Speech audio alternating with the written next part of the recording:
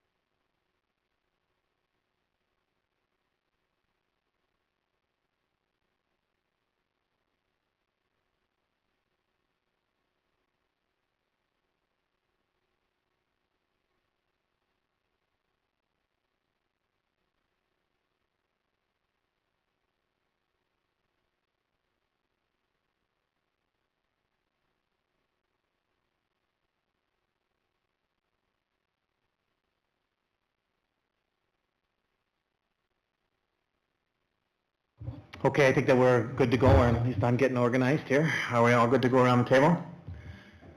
And okay, so we're ready to go live. So welcome to the regular board meeting for the Sunrise Education Center. I'm Paul Mangy, I'm the board chair. I'm going to call our meeting to order at 7:04, and we are to number 2. We're going to have O Canada, so please stand if you can, and we'll have it by Gillis School.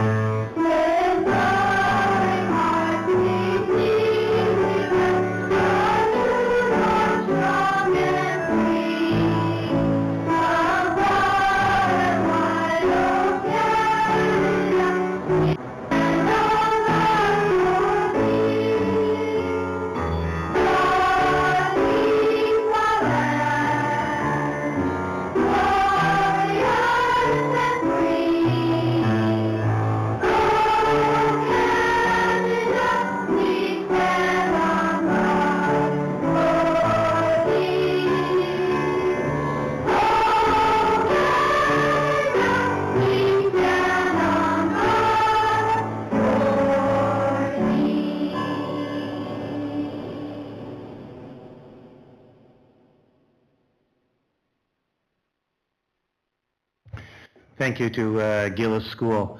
I'll now ask Trustee Rowan to read out our treaty acknowledgement.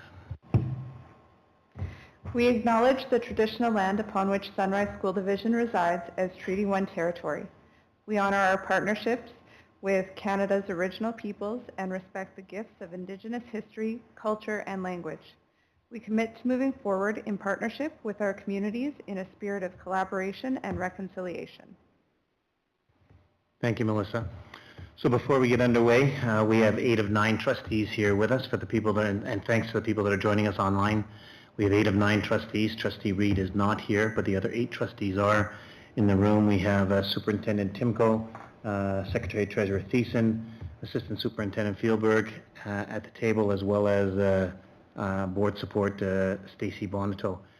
In the room, if you're following us online, we have 3 guests here. We have Anthony Penner, the principal at Gillis School. We have Serena, the MTS president, and we have Crystal, our SEO. And Crystal's presenting to us later on, and so is Anthony. So welcome to everybody. Did I miss anybody? Phew. Okay. We'll have the adoption of the agenda. Could we please be it resolved that the board approve the agenda? I need a move and a second. A move by Trustee Nichols, seconded by Trustee Smith. Questions? Hearing none, we'll vote.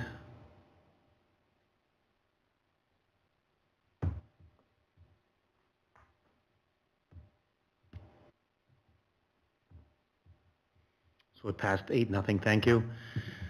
3 point, we do move the chair's comments. So a reminder that if you have any questions, please send the questions to jody.thiessen@sunrisesd.ca. Name and address of the sender please include in the email, and we'll try to answer those questions later on tonight. I open it up to share a story, and I would like to remind, well, first of all, thank. It is Teacher Appreciation Week, so to the teachers all across our school division, a big thank you for the work that you do with our children. You know what, the work that you do is very, very valuable, and I always hear people talk about if they ever go into a classroom and say, oh, this is what teachers do. Now I know what it's like. So, you know, thanks very much to teachers for the work that they go ahead and do. I'm going to open up to share a story. Are there others that want to go ahead and share a story? Trustee Nichol? Okay, just a couple of things I want to mention. There are 6 students from Whitemouth that got a certificate of appreciation from the Lions Club and the senior group for the work they've done in the community after hours. Also, because it's start of new semester, I got some statistics. 92% of the students at Whitemouth received full credit for the courses they were taking the first semester. And the school had a MAD presentation today to the whole, not the whole school, from grade 9 to 12, which was nice to see, because that's one of the things that we should be teaching, that you got to be careful how you drive and what kind of shape you're in when you do drive. Thanks, Trustee Nichol. Anyone else? Trustee Rowan? As part of the staff wellness initiative, SCI had a luncheon to show appreciation to all of their staff. Trustee Dent and I were able to attend and say a few words. Trustee Magnum, you were there as well. So it was nice to get out and show the teachers the appreciation that they very well deserve. Thanks, Trustee Rowan. Trustee Dent? Also at SMS School on February 2nd, Trustee Rowan and I were able to attend a winter concert, which was very well attended. So that was for the grade 6 students, as well as the jazz band at SMS, which was fantastic. And a special shout out to École Dugald Choir, who will be singing at the Moose game coming up here on February the 15th. So I'll be in attendance for that as well. So I know the choir is very excited. So looking forward to seeing the kids on the ice. Trustee Harris?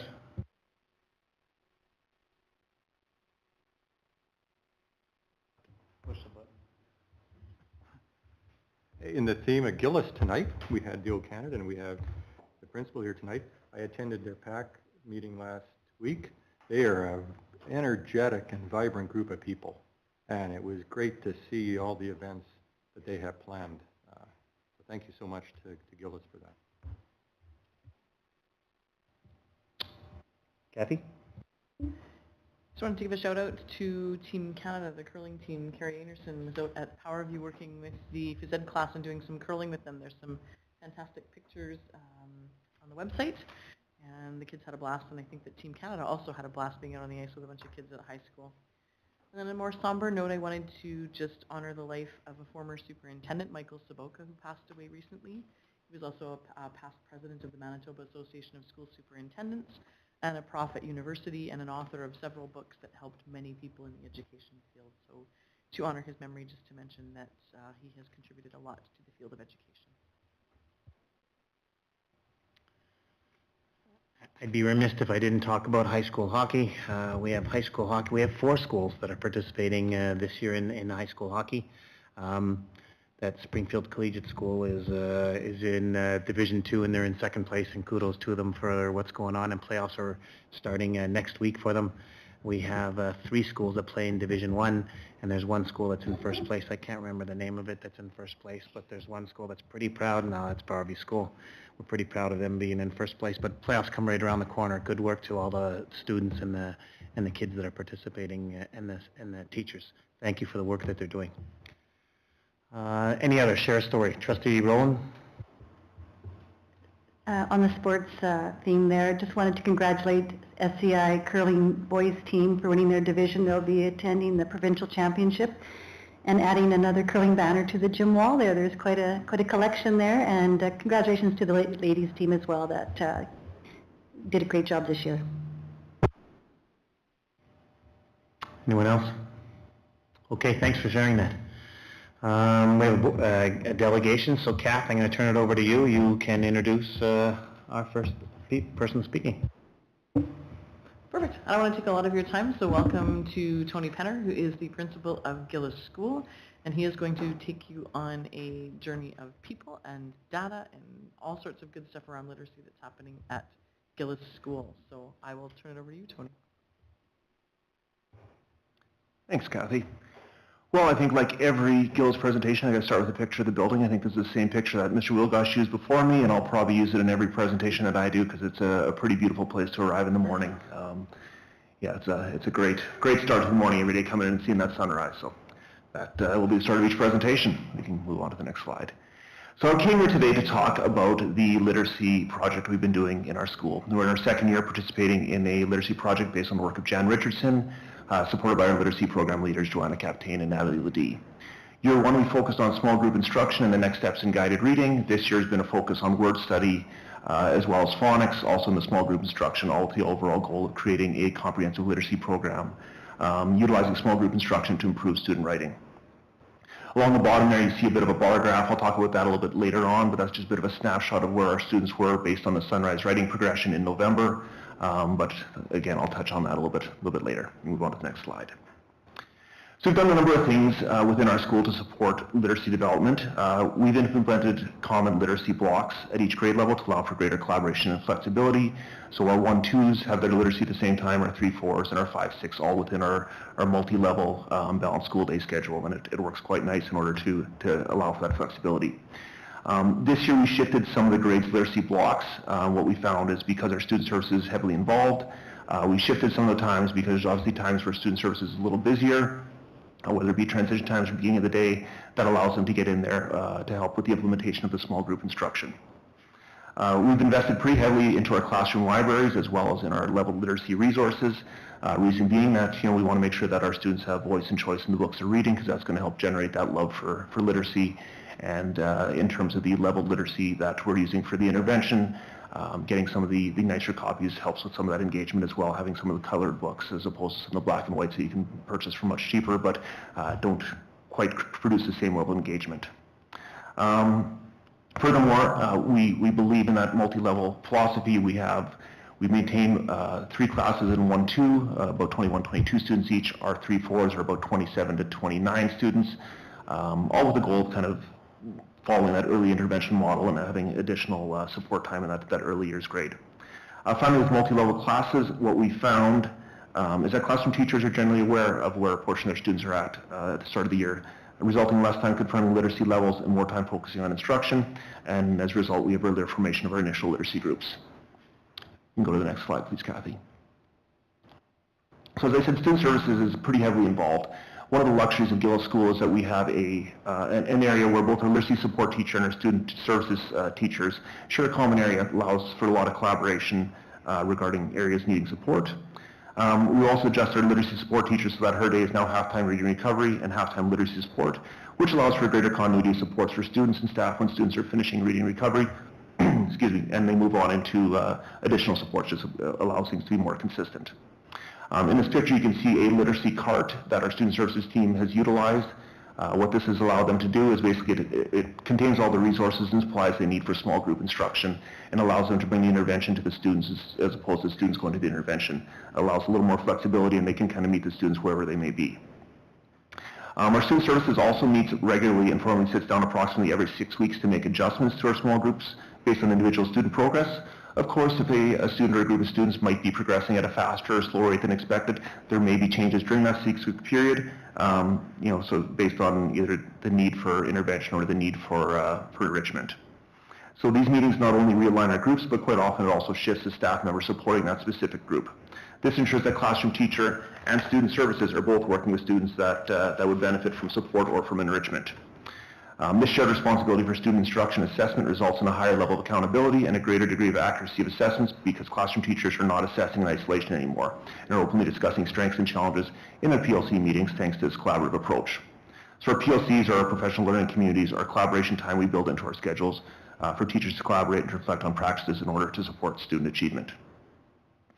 We can go to the next slide, please, Kathy. So my role, I'm kind of like a little bit like a back catcher in slow pitch. I'm needed for the game to play, but I want the skill players to touch the ball a little more than I do. So I kind of stay out of the way. My main role is to support classroom teachers and student services in delivering the supports to the students. So I routinely engage in classroom walkthroughs, and walkthroughs are just non-evaluative observations to guide future conversations regarding instructional practices. These conversations extend to student services because they are so heavily involved. The walkthroughs provide additional context for our student services meetings, and our small group instruction is a regular part of our small group instruction, or a regular part of our student services meetings. One of the benefits of Gillis School is simply the size of it. I'm able to get to classrooms on a regular basis, and I can schedule myself into each classroom once a cycle. It might be only for 5 minutes, but it allows me for that context, for that conversation. And a selfish bonus is it allows me to connect with the kids. I get a chance to read with them, I get a chance to do some work with them, and this really pays dividends when dealing with some of the behavioral challenges that we might see. We can go to the next slide, Kathy. So some of the observations, quite simply, better practices means better data. Teachers express greater confidence in the literacy assessments, and we see a greater alignment in the assessment results. So for example, when we look at data from our progressions, from guided reading, report cards, and provincial assessments in grade 3, all 4 data sources aligned very nicely. We observe consistent instructional practices across all grade levels. That's more direct and focused. Teachers have remarked the noticeable change in both student stamina as well as word choice in their writing, which has resulted in richer, more authentic writing for students at all grade levels. Data from our small group instruction allows for targeted approaches to support Tier 2 and 3 students at all grade levels, but especially at grade 5, 6, where data supports the need for targeted interventions for individual students. Furthermore, 3 times a year, I ask teachers to update a spreadsheet that creates graphs based on their progressions and running records. This provides a clear visual of where to direct some of our student services support for more targeted interventions. The greater confidence and efficiency of assessments allowed us to create level groups earlier on to provide specific instructional supports earlier this year. And perhaps most importantly, more students are seeing themselves as readers and writers, which is motivating them to further develop their literacy skills. Overall, as a staff, the pilot project has provided for a greater level of continuity, increased accountability, more consistent assessment, greater teacher confidence in literacy instruction, and a higher degree of collective efficacy. And as we all know from the work of Hattie, increased collective teacher efficacy results in student growth. So I could probably wrap it up right now, but as a kid, I loved hockey cards. I liked looking at stats to see, how was Dave Babich doing compared to Harold Schneps, or how that all fit in. So let's have a little fun. Let's look at a bit of data here. I was a Canucks fan as a kid.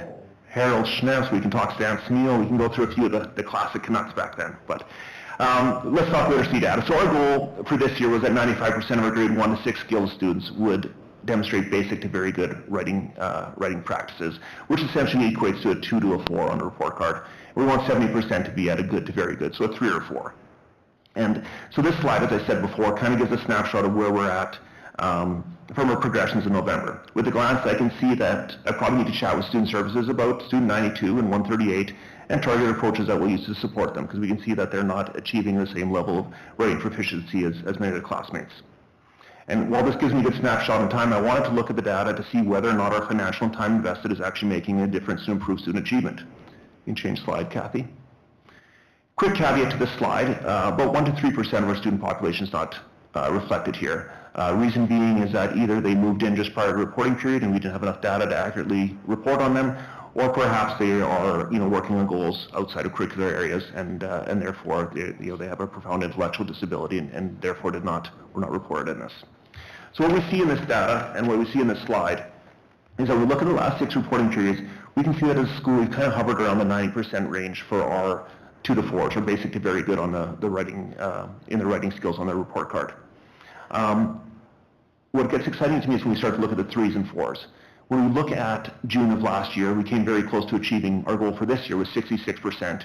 And to start with this, our first reporting this period, this year we're at 52%, which is mighty close to where we were at in June of 21, with 53% of our population achieving a good to very good.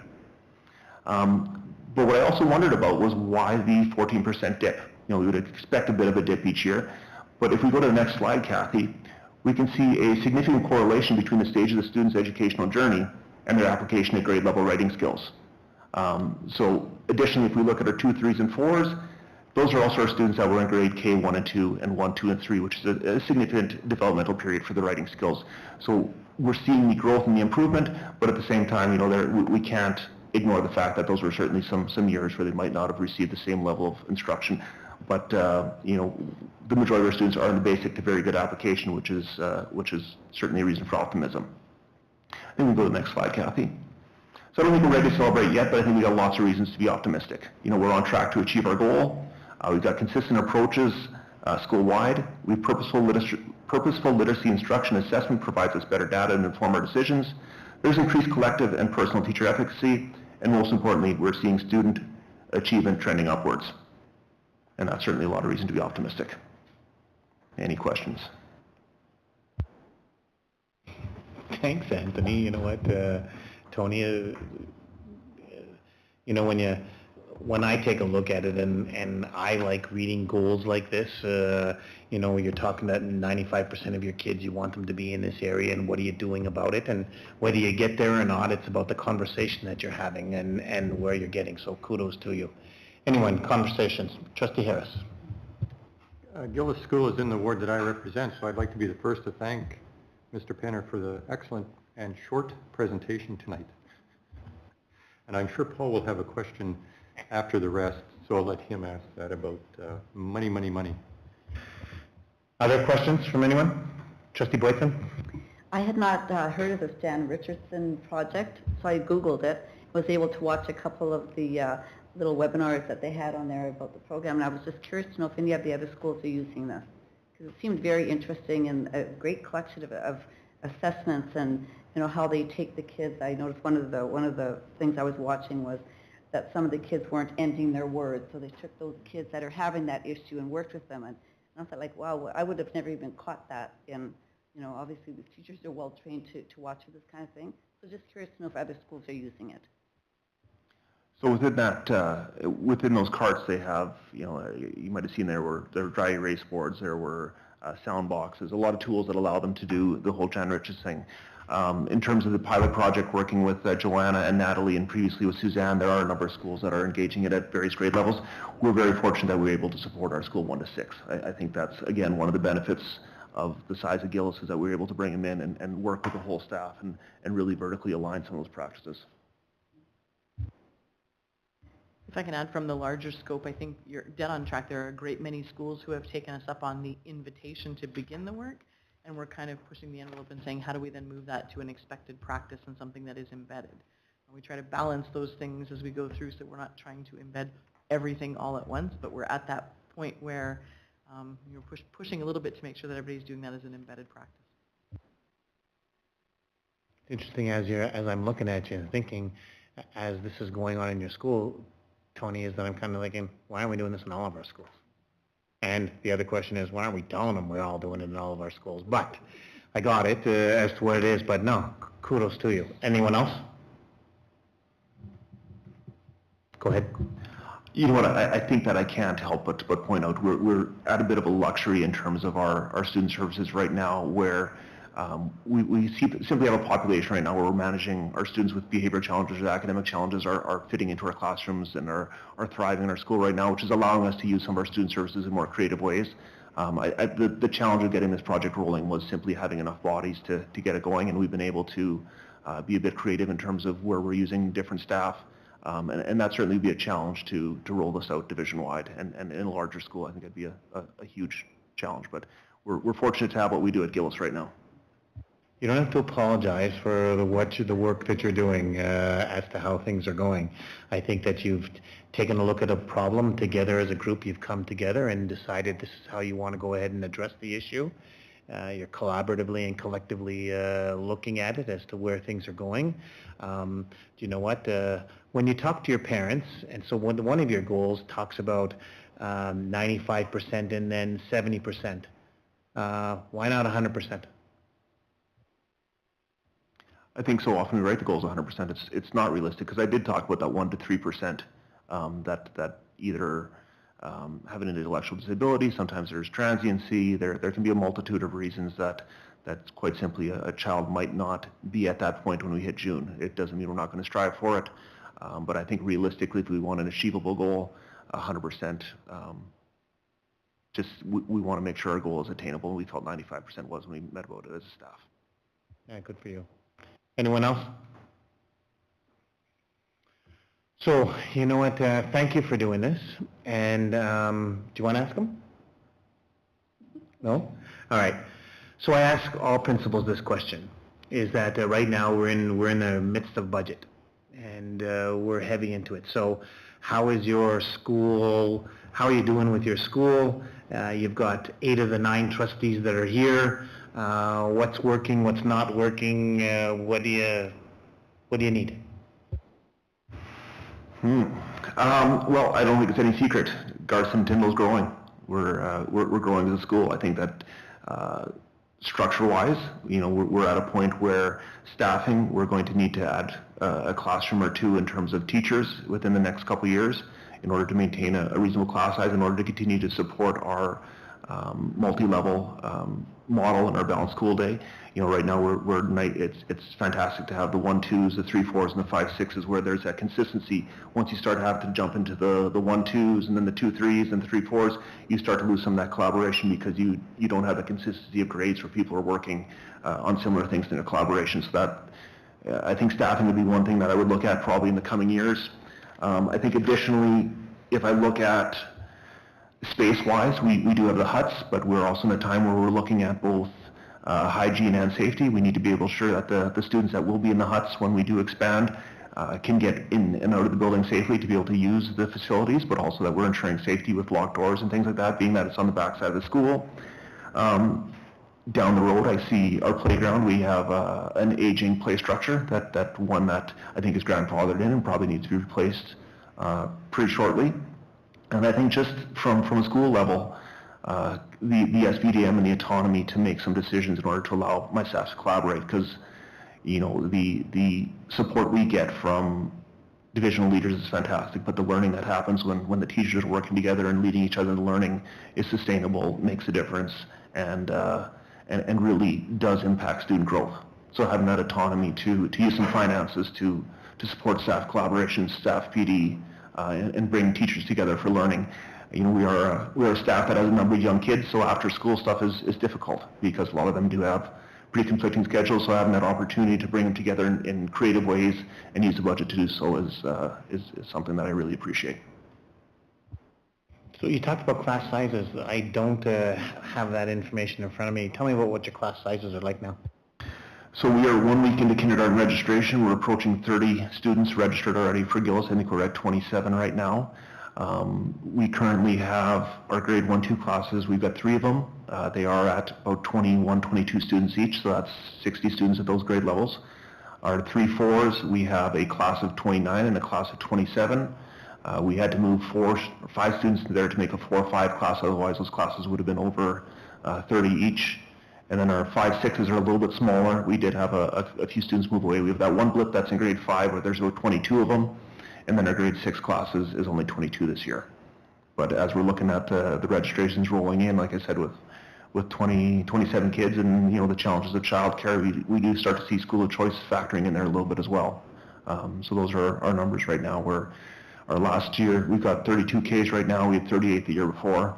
So if we continue that trend, those classes are certainly growing and getting pretty large. But as of right now, you've got pretty good class sizes. If you've got class sizes of 20, 21, you know, you've got a larger group in the middle, but your class sizes are pretty good actually. So that's great for you if you'd be able to work that way. Yeah, and 1, 2, absolutely, our class sizes are quite nice right now. Next year they'll be up in that 25 range, and our 3, 4s will be getting closer to 30 again. So, like I said, in about 2 years we'll be looking at 3, 4s. If we are able to maintain that 3, 4 structure, they'll be approaching that mid-30 range. Well, thank you. So certainly on behalf of all of us and the board, thanks for coming out and doing this. It's not always easy coming out and doing it in front of us, but thank you. Thank you for the succinct information and the data certainly provide to what it is and the collaboration work that you're doing. Kudos to you. Nice work. Thank you.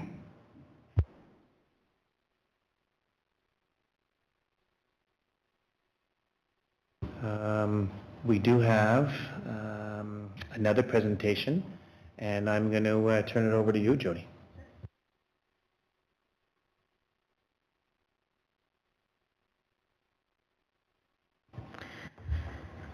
I'll wait till Crystal's settled in, but I'll start the introduction. So in October of 22, we had our election, my first experience here as Secretary-Treasurer, and I have the luxury of working with Crystal Kramer, our SEO, who kind of updated me with all the ins and outs of going on in the election, and it was, to say the least, it was a busy office during the nomination period, I can say that. So it was a pleasure working with her, and she's going to give the board an update on kind of a recap of what we saw during the election, some highlights, some recommendations, and things that we saw. All right, I hit the right button, so that's a good start.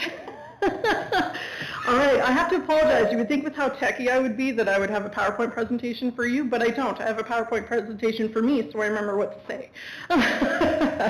Hopefully everybody's had a chance to read through the report. I was trying to be as detailed as possible to give everybody kind of an overview. For those who are new, this election was rather interesting for us because we had essentially no materials from the previous election. I had no data. I had a very sparse voters list, so everything was starting from scratch. So it meant that I was rebuilding a lot from the bottom up. But overall, we did have a pretty successful election period. And as Jody scrolled down to the bottom, I'd like to point out that article where I thank all the people who helped out with the election. Many people had hands in the pot. Kathy, I forgot to put your name on there. I'm sorry. Kathy as well. But I had a lot of help from Jody Thiessen, Stacy Bonato, Lisa Nash-Tishin, Shannon Hansel, Sandy Can, my assistant, our wonderful IT department, and of course payroll, who handled the over 80 employees that we had to pay at the end. All right, so some of the positive feedback we had from the election, I'm just kind of not quite following the report entirely, but you can just scroll through as we go. Yeah. Some of the great things that we did, I'm trying to rush to because I know I only got 15 minutes. The polling places where the municipal elections were was a win, just in general. As you can see further on in the report, I'll talk about a bit of numbers when we get to voters by ward. It severely impacted the amount of people who we had voting for the school board election. So win. We need to keep doing that. That is something that is on the docket to continue going forward and maintain those relationships. Students being employed at our polling places, this was something that came into effect at the very end when we were scrambling for people, and it was actually Lisa who said, hey, why don't we try and scrounge up some students? Oh my God, what an amazing idea. I wish we had it at the start of the election.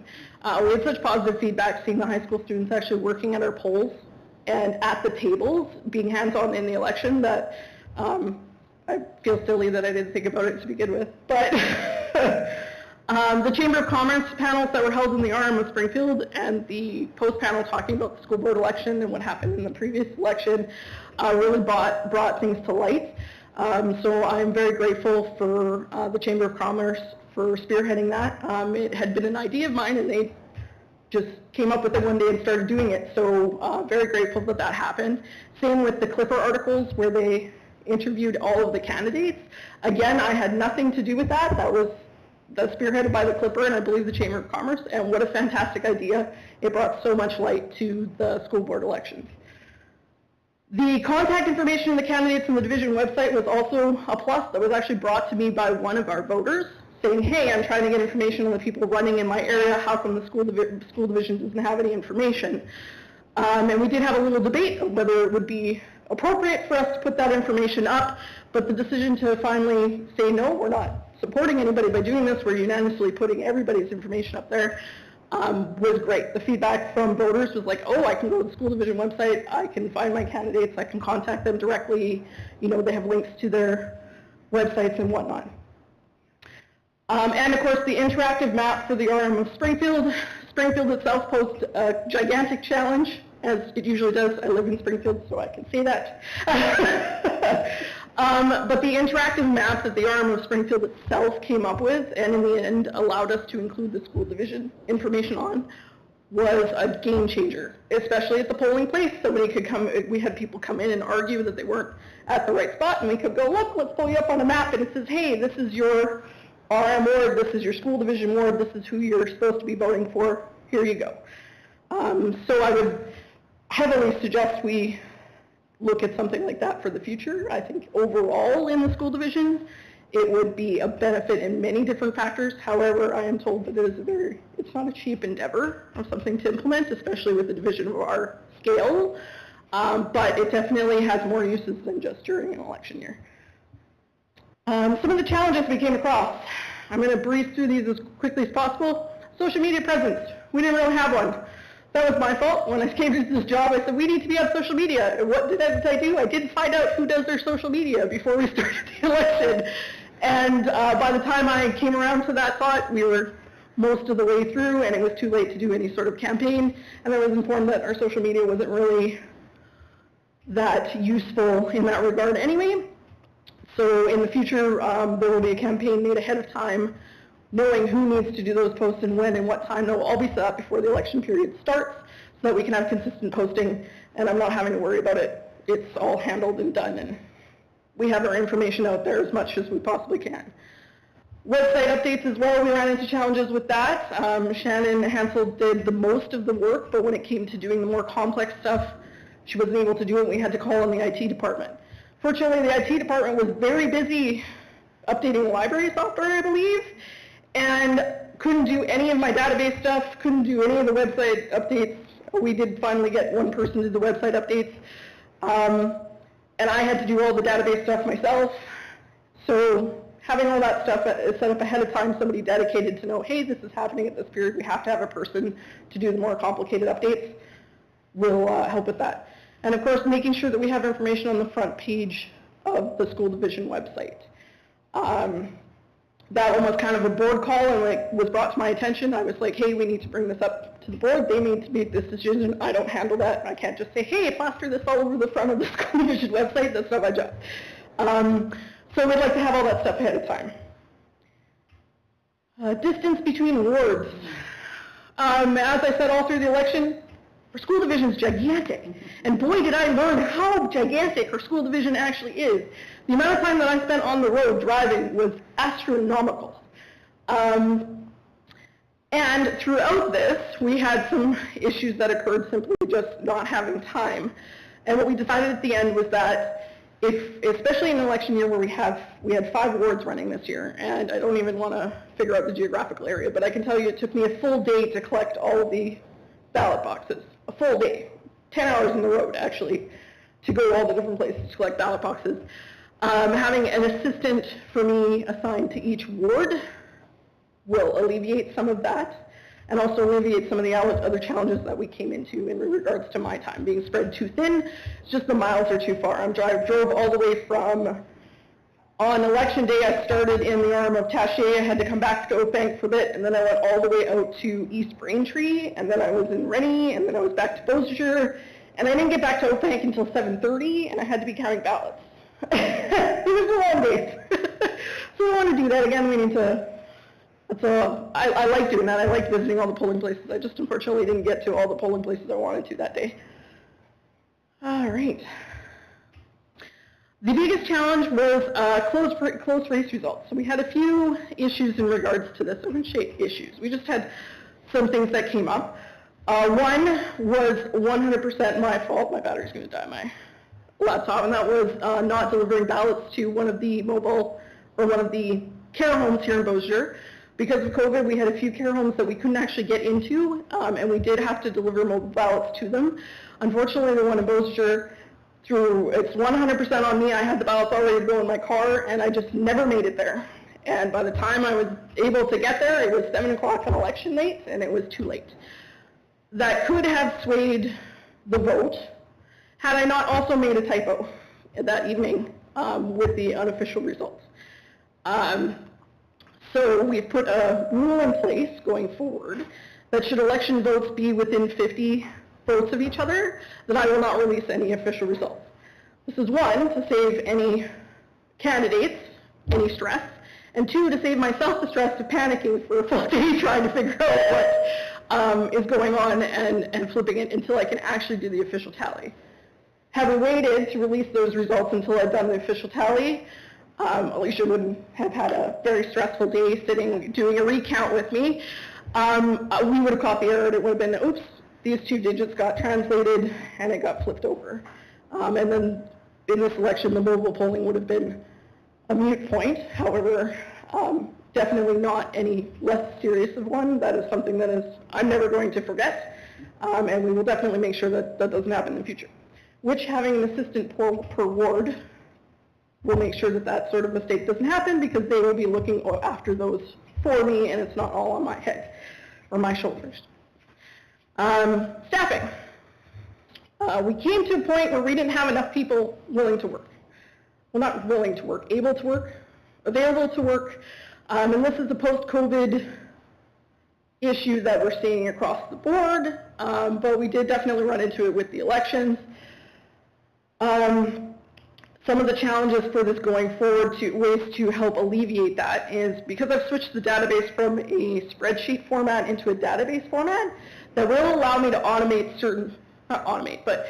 digitize certain parts of the election process. For instance, instead of an advance poll, somebody coming in and having to have one person flip through a voters list, I'll have a digital copy. They can just search for a name, pull it up. It means one person can essentially do the job that we would be having two people do in a previous election. As pointed out in the report, the pay rates, Jody and I sat down with this in the middle of the election as I went through some hours and went, hey, we're not really paying these people enough. If they work this many hours, we're going to be below minimum wage. That will definitely be the case by the time we come around to the next election. Those are actually written into my contract, so we will have to do some adjustments there to figure out. But we would also like to get rid of two pay positions. Right now we have a poll clerk and a DRO. They get paid different rates. The idea was, this is kind of an old, this is how they used to do or they still do the provincial and federal elections. The poll clerk deals with one aspect, the DRO is the only one who handles the ballots. Well, it doesn't really make sense. We're giving them all the same training anyway, and if I can eliminate one position, like I don't need the poll clerk anymore, we assign them both the same rate as the DRO, both paid the same rate, they can both do the same jobs, they can interchange, they can cover for each other, and we can utilize just one person doing the job of two people, essentially, with the digitized voters list. I hope that made sense. The arm of Springfield specifically with staffing, we had an issue just with the agreement that happened before the election, changing midway through the election, and then suddenly the RM not bringing any extra supervisors in to assist. Asking a single supervisor to manage at a Springfield polling station up to 11 tables was just crazy, especially with all the new staff that we were training on both sides. So we did have to create a supervisory staff position for the Sunrise School Division just to make sure that I had somebody watching our people who were also new and make sure that they were assigning people to the right wards. And yes, we did have people arguing vehemently about where they were supposed to be voting at the polling stations in Sunrise. One person stormed out without voting because they insisted that they were supposed to vote in this ward, but they didn't live there. So we need those supervisors in place. So my suggestion is just having a clause again with the staffing in that is for a supervisory position to be used as needed. But going forward, the goal is still going to be able to work with the RMs and say, hey, you need to hire these additional staff. We will pay half their salaries, which was our initial agreement. They would hire a supervisor and they would hire any assistant supervisors and we would just pay half the salary. But that's not how it worked this year. So the other challenge, counting at 3 in the morning. I don't want to be doing that. I was really tired. And I thought we had scheduled enough staff to come in and count. We hadn't. So obviously we're going to schedule more counts on that. And we needed to rework how we count Ward 4 because of the 2 candidates on the ballot. If you think about it, you're like, hey, it's a good idea. I can vote for 2 people at once. But then you're like, how do I count that? How do I make sure that I have the right amount of ballots when there's 2 names on them? And it became a little bit more complicated than we thought. So there was a different system and a different system of training to make sure that my people know how to count that so they're not struggling so much. Myself included, I watched my assistant and a young female student come in who struggle for like an hour while I was hearing the votes come in, trying to figure out how to count this. So we figured it out in the end, but it took a lot longer than we anticipated. And the last challenge, not really the last challenge, but one I have listed, the RM boards versus the school boards. This is tricky. The interactive map definitely helped with that because we could say, hey, yes, you are in RM of Springfield, Ward 4, but you actually live in the school division, Ward 3, because our wards are different. Trying to continue to be as clear as possible with voters.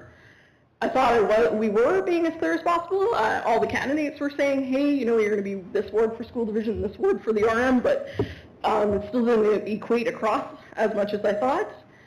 A suggestion is to maybe have another name for the school division wards, even for an election year, something else we refer to them as, maybe catchments, but I know catchments are different. I'm just snowballing that out where that's just food for thought. Some other way that we can differentiate when they're talking ward because they think RM ward versus school division. The blown up maps for areas where selected only roll numbers are part of the division. So this applies for the RM of Taché, where it's just specific addresses that are part of the school division. St. Rita area where it just encompasses that little blip and then there's nothing around it. And I think somebody's already looking at maps, I had heard, about redoing some of the school maps, so maybe that will help. And the last one is maintain a list of municipal addresses alongside the voters list that is maintained each year, which lists which roll numbers in an RM or township pay taxes to the school division. This makes my job a lot easier because I can go, hey, who's paying taxes to us? Great, those are the only addresses on my voters list. But right now I don't really have that. I sort of started formatting the voters list into that, so we're moving into that. But that's my goal moving forward, is to have that. And then I can communicate with the municipalities and go, which roll numbers have had changes in the last year? Okay, send me the updated information. And then I'm not paying for an entire voters list. We're paying just for those changes. Polling place challenges. RM of Springfield advanced polls were held in the RM office. Great location, everybody knew how to get there, but they put both the school division and the RM voting in the same entry foyer, and it was a logistical nightmare to start with. The layout wasn't as effective, so we'll be talking with the RM of Springfield CAO to maybe maneuver their voting into the boardroom or something like that. The flow worked really good with the school division being first, because my ladies who were right at the front door were amazing, and they got up and they said, hey, come vote for us, look at that long line, you don't want to be over there, come vote over here first. And they got everybody and then flowed them over to the RM office. So that worked really well, but the layout of doing it in the foyer wasn't good. Not only that, there were bathrooms, like people could walk out of the bathrooms right into a voting booth, and yeah, that was the one venue I wasn't there first thing in the morning for. I didn't get there until about 11 o'clock, because I think I was in Whitemouth. I was somewhere out east. So I didn't get there until later, and then I was like, what is going on? The church on Springfield Road in Springfield, we needed 2 people to work the elevators, so that was a scramble in the morning. It just needs to be planned ahead of time, or we use another venue. And the Whitemouth, Arm of Whitemouth, the Elma Community Center, had no heat. So I got a phone call, do you have access to a heater or something? And I ran over to the hardware store and bought one and took it out there because it had no heat in the morning. The venue itself isn't in the greatest shape either. So it may be a discussion with myself and the Arm of Whitemouth to perhaps not hold polling there or have them some sort of other venue. It's unfortunate that the Elma area is kind of in a decline at the moment. Things that worked really well and ideas. Election reminders sent with the tax information by the RMs. This was amazing. It didn't cost us a thing. It didn't cost them a thing. It was an extra sheet of paper they threw in with their tax bills. So I'm hoping to encourage that going forward and be like, hey, send these out. Doesn't cost us anything. It's just an extra sheet of paper. Polling station voter list is at 750 or less on a table. This I had just good feedback. The RM ones were at 350 on their list, and they said that lots of times they had gaps where they were sitting and they were really, really quiet, and ours just had a nice flow when we were getting no big lines, but we were getting people in and out really quick. Polling station at St. Rita, they loved us. They loved us. So that was one of the biggest feedback. Thank you for being here. We haven't had anybody here in forever. It's great to see the school division here. We also had that same feedback in the RM of Taché, which is by far the lowest amount of voter area that we had. But the feedback in just us being there was amazing. During the advance poll, they were even saying, where is the other school division, which has most of the voters here, because they weren't at the advance polls, but we were. Training sessions actually being held in the RMs or in the areas where they worked. That worked out well for us in a cost-wise. We only paid me to travel and my assistants travel instead of the 15 to 20 other people. I brought in smaller ballot boxes and voting screens, so that was a great idea. The ballot boxes are like this tall, and when I have an advance poll in Elma where there's going to be 20 people show up, I don't need a ballot box. And of course, maintaining close relationships with the RMs and townships. And ideas for going forward, number one, advance polls at the colonies. We did not take advantage of this year, although it did come up several times. The RM decided not to do so. I'm talking RM of Springfield because it's the older one that has the colonies. However, for next year or next election, I believe that would be a benefit to everybody. Not only, lots of times at the colonies, they'll show up and they'll have a busload, and a lot of them don't have ID. This way they'll be right on site, and they can just go get their ID. And two, then we won't have those bus or van loads show up on voting day and the poll workers scrambling to handle all of the colonies. So it'll just make things logistically easier, and I'm sure the colonies would also appreciate it. My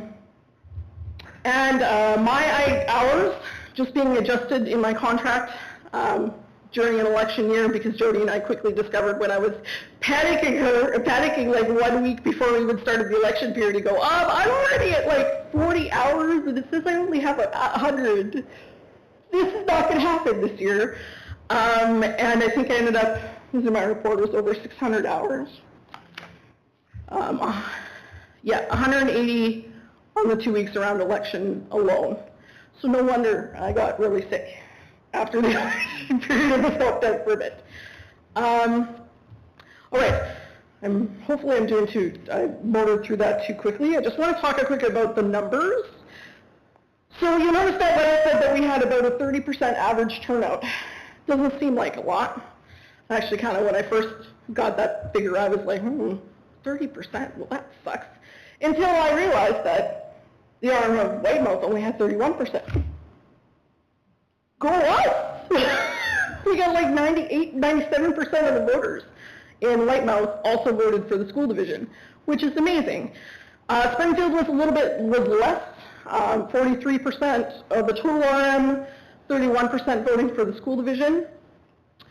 So a lot of that feedback I had was, we don't have kids in school, we don't know who's running, you know, we're here for the RM, that's all that we're here for.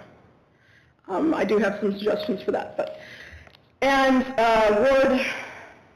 that covers Ward 2, 3, and 4 for the school division. And then Ward 5, we had 6%. Now the town of Beausejour was acclimated, so that greatly contributed to that. And despite our media campaign, or all of our posts, including 2 articles in the paper stating that we would still be holding voting in the same places that the RM was voting, our turnout was very low. Now the feedback from the Beausejour area, well, actually from all voters, I scheduled it on Beausejour in my report, but this is basically voter feedback across the board, was that lack of advertising and knowing who the candidates are. Well, we know there were articles in the Clipper about every single one of the people running. We also have stuff on our website with all the information. I had put 2 posts in the Clipper about where to vote, when to vote, because I had to make an addendum. We moved one of the polling stations. So it's not like we weren't trying to put the information out there. It just wasn't being seen. So the social media campaigns and stuff will help with that. But there needs to be a greater emphasis on candidates. And I believe that is something that I can do better in the next election. It's making sure that every candidate that I speak to knows that they are on the advertising duty. I only do so much. Most of the advertising needs to be done by the candidates. But I also have ways, our social media campaign posting more often, where to put stuff to put my information out there, because there definitely could have been more on my end done as well. And the big signs outside, I had a comment that the Broken Head Community Hall didn't have a school division sign outside, so they walked up to the door and didn't see any school division stuff, so they left. Which was silly, because had they walked in the building, the school division was right to the left. There was no way to miss us. So that's definitely something that I can adjust on future elections. And of course, this was weird, but ensuring internal staff will receive calls about polling station know to look for information.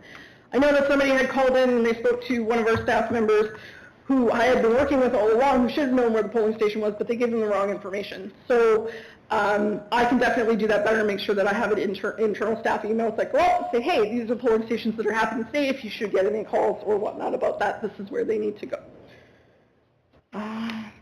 And the last quick thing to talk about is the financial breakdown. I'm just going to go through the official results are in there for your information. Everybody's received them anyway, and they're, of course, still posted on the website. I sort of skipped that page on mine. If you have any questions about that, we can definitely answer that. But employment costs. So the largest financial breakdown for an election is, of course, always the staff. There were 80-plus poll station staff, my assistant, myself, so that totaled almost $43,000 in the end. That does not include my post work for the election, the cleanup, the stuff, which is approximately, I think I put 40 hours, but it's actually going to be probably around 60, of me doing strike-offs, compiling all the materials, bringing it all back, and all that stuff. Facility costs. We actually lucked out and didn't get charged for a lot of our facility use.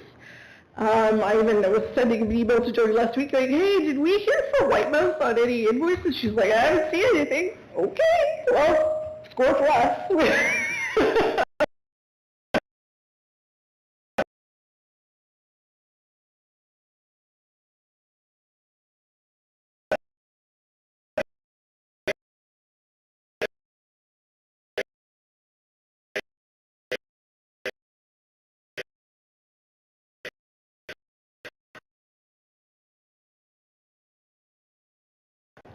And fees in the hotel chose not to charge on the labor facility to run an election there.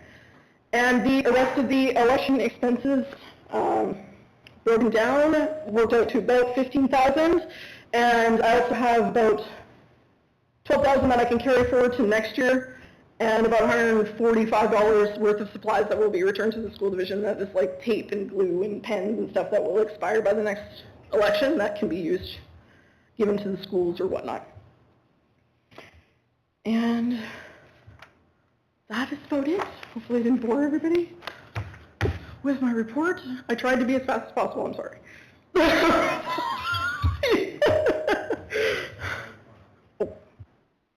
Hey, thanks very much for doing that. It's never easy coming in and presenting in front of people. That was lots of information. Thank you for that. Do we have any questions from anyone? Don? This is for information, in case you don't know that we are changing the boundaries of the wards, or we're having a meeting too, so don't make the maps.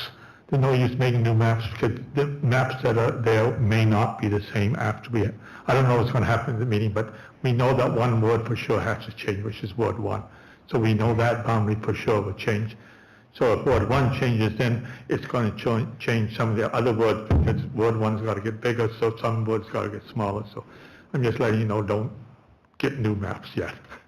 We hopefully we'll get it done within a year or two, so that you have lots of time to get maps.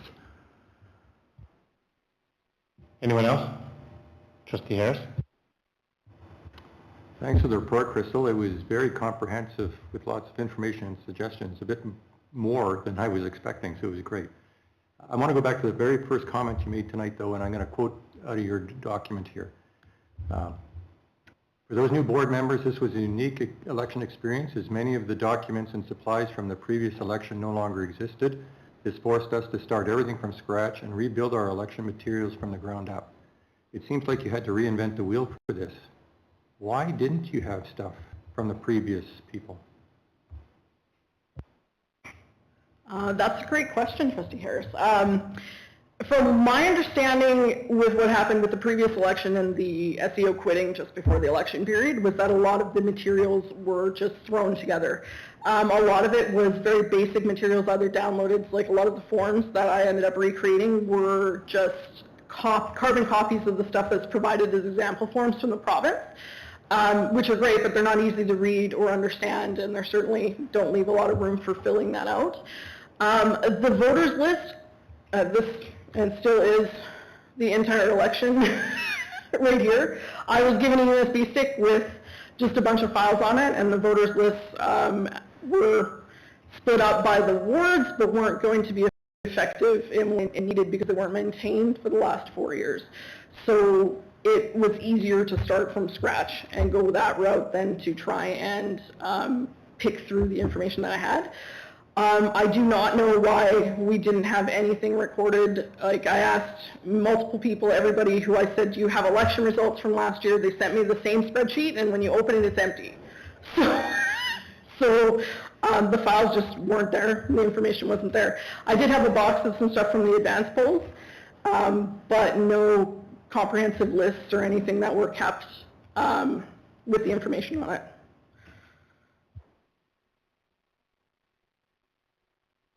Anyone else?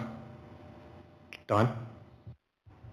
One other suggestion I have is, I know that you didn't have very much time, is the voters list release in the White Meadows area. It probably was I don't want to blame anybody, but whoever made the list out there was people that were dead 20 years. So I think that we should be making sure the voters list is up to date, but we've got 4 years to do that, or you've got 4 years to do that. So, Chris, I have a couple of questions. One is, do we have so with Trustee Harris's question about you starting from scratch, so do we have everything that you have now?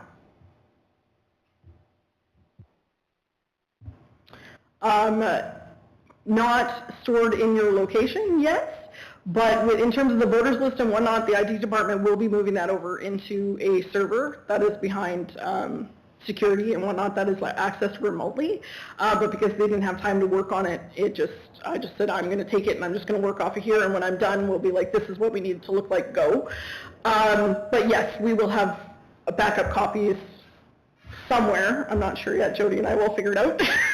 because I don't feel very comfortable with everything being on the USB stick either. But it's more secure on here than it is sitting on my laptop or anything like that. So that we ever don't get in, and we know you're not going anywhere, but just to avoid this question ever again, let's make sure that we have what you have, okay? So that we don't have to go through that question. To a couple other questions. When you talked about rates of paying, who sets those rates, and what are other SEOs doing? Were our rates, is it one rate for the province? Does Selkirk pay more than we pay? Who decides? That's actually a fantastic question, and part of my preliminary work for the election is I actually spoke with every single RM in township that we are in contact with or deal with in the school division, and I actually have a list of their pay rates, exactly what they're paying, how they're paying, what they're paying. And the answer to that is the body itself decides that based on whatever factors they feel like, and they add in whatever benefits they want. So, for instance, the RM of Taché brings in food for all of their people. They're the only RM that does that. The RM of Lactabani has a meal allowance added to their wage on theirs. The RM of Springfield pays $300. The RM of Broken Head pays $175 for the day. So it's basically all over the place. Okay. So what does Seine River, how do they survive, and do they survive with having a variety of different RMs? And how would Seine River, the SEO for Seine River School Division, what do they pay, or do we know that, or can you get that? I can actually, I've been in contact with the SEO for Seine River, so I can actually ask them. I don't know that information off the top or how they're deciding that, but that will definitely be something that we'll be reviewing when we look at those pay rates. Yeah, so when you talked about who sets the rates, I would hope that we're finding out what other rates are in the RMs and what other rates are with other school divisions that we're paying, because I just looked up and, okay, so what happens if Crystal wants to pay everybody $100 an hour, right? So I'm being facetious, right? But at the same time, so what is comparable for us to go ahead and pay? The last time, the election that we had an issue with the RM of Springfield as well, with regard to communication, I do believe. How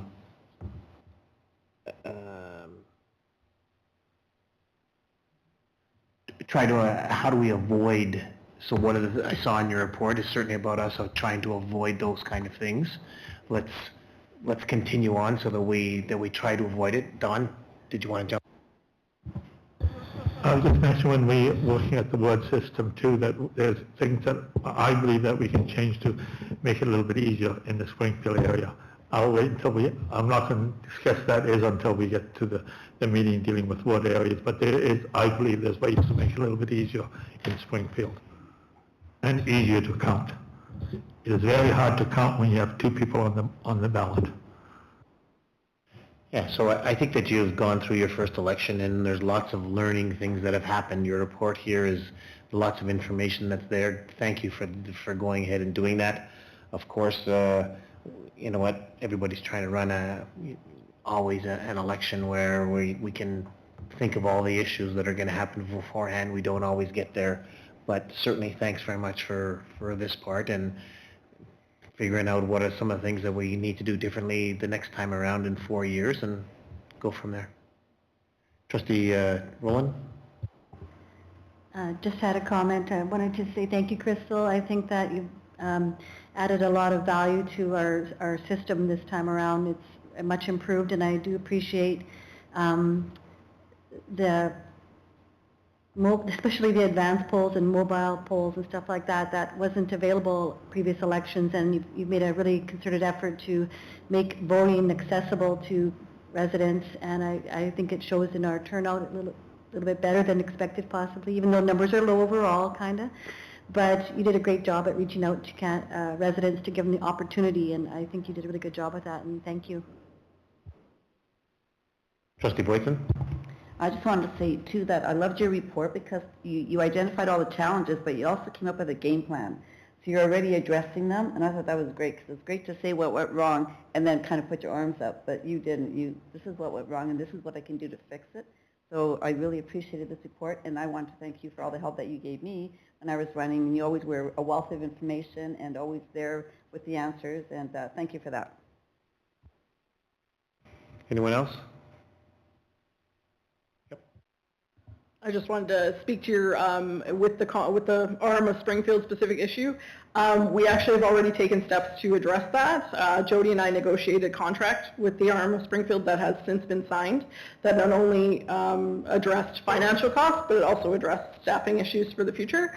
So we actually already have that groundwork in place to make sure that we don't run into that problem again. So. Perfect. Jody, did you want to add anything? I think Crystal's report was pretty comprehensive. I appreciate her highlight of, yes, we found errors or issues, and how brainstorming and discussing about how can we solve those issues.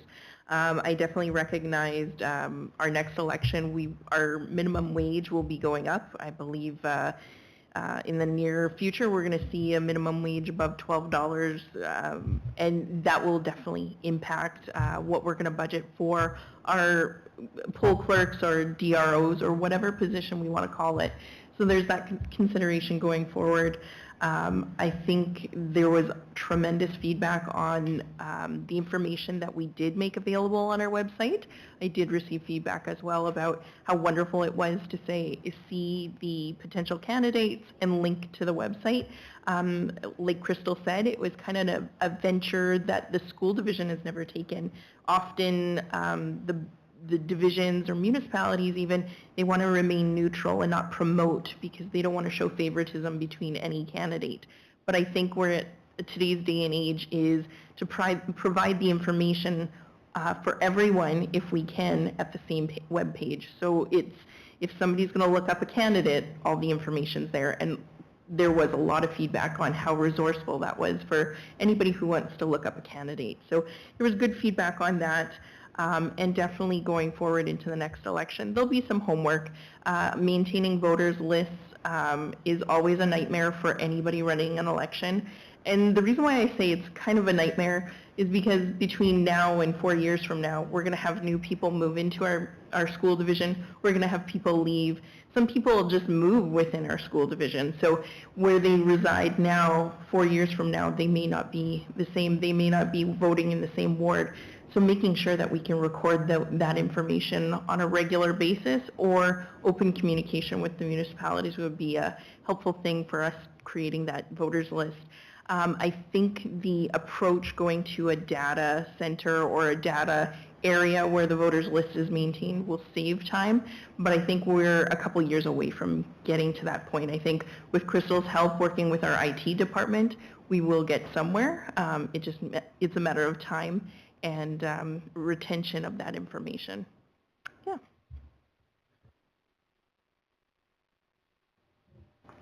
Thanks. Appreciate it.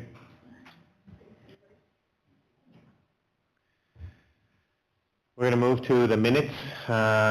We have minutes from January 17th. Be it resolved that the board adopt the January 17th board meeting minutes. I need a mover and a seconder. Moved by Trustee Dent, seconded by Trustee Smith. Any questions? Hearing none, we'll vote. Priceless.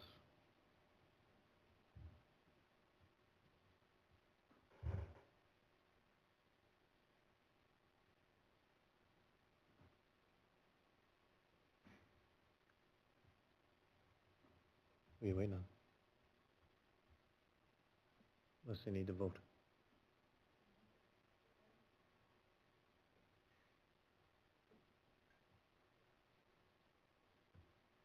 Passed 8-0, thank you very much. That sounds like that's a great ring for that's a great ring. Superintendent's report. Kath, floor is yours. Thank you very much. A couple of items that I wanted to highlight. So last time when we talked, it was I Love to Read Month, and we had Festival going on in the month of February. But it's also Black History Month in Manitoba, and I think that's an important piece for us to note, that in our schools you might see some displays or hear some work being done around Black History Month and contributions made around our province. So that's an important one for us to recognize. Paul, as you mentioned, it's also Staff Appreciation Week from February 6th to February 10th. So we have shared the letter from the Right Honourable Minister Iwasko and let all of our staff know about the staff appreciation, and wanted to take this chance to thank everyone in our schools for working with and honouring the dedicated staff who work for us here in Sunrise. It's important to note that we do hard work every day. I wanted to highlight that our Sunrise trustees are going to be engaging in some school tours. That was one of the top priorities that came through, was getting out and about and seeing what's going on in schools. So we are looking forward to some dedicated time to look, listen, and learn about what's happening in those schools and sites. We're also going to be doing some partnering with our municipalities in the region. So Monday the 13th, we're off to a meeting of all the regional municipalities in Victoria Beach.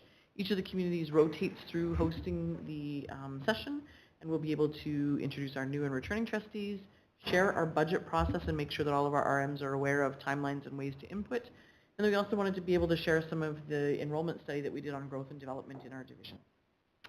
As a part of what we've also talked about in the superintendent's report is that in reference to our Sunrise Learning Framework, you will see a red line of folks on the bottom who we count as divisional supports.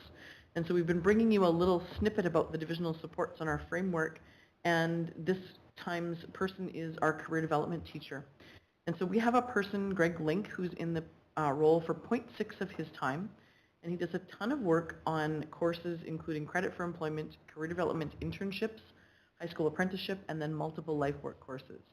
He does a tremendous job liaising with local employers, brings in presenters and does presentations himself, helps us with some grant writing and has gotten some significant dollars for equipment and the like, and then also does a great job of connecting with some key stakeholders in the industry. In education, we're embedded in schools, and we're in schools all the live-long day. But he's out there making sure that we know what the industry is in our region and helping to make those connections for young adults in the workforce. Also wanted to highlight that we do know the calendar dates for certain parts of next year. Many people who work on the April 1st to March 31st fiscal year like to know when is spring break and when is Christmas break and when is summer break and all those things, because they want to try and get holidays. So we wanted to make sure that we listed those things, and that we start the Tuesday after Labor Day on September 5th. Christmas break, the last day of classes is Friday the 22nd. Everybody comes back on Monday, January 8th, 2024. Spring break is that last week of March, 25th to the 29th, 2024. And we wrap up the school year on Friday, June 28th, just so if we're planning holidays or people want to know. There are 10 professional development or administration days that we work on as well. And so there's a whole process of us checking with neighboring divisions, with administration and the like, and then we will be bringing that to this board in April for approval so that we can submit that to the province in May. If there's questions, that's my report. Trustee Whelan? I was just wondering how long Greg Link has been in that position, and how long have we had that type of position? That is an excellent question. I feel like this is year 3 of him being in that position, Prior to Greg Link, we had a gentleman named Steve Perskernik who was in the position, because the province grants dollars for career development work, and it is to be used specifically for someone in that facilitation role. Our share of the grant dollars allows us to hire a 0.6 person. Anyone else? Thanks, Kath. You have on there a draft reporting schedule. It's for information or reminder. Is there anything you want to comment to it? Okay. Any comments from anyone? Okay, hearing none, we'll move on. Jody, your Secretary Treasurer's report. Yeah, I like to feature the departments at our evening meetings, and just to bring to the attention of the board what our departments have been up to. So I know I've talked about it a couple times for transportation, the propane buses.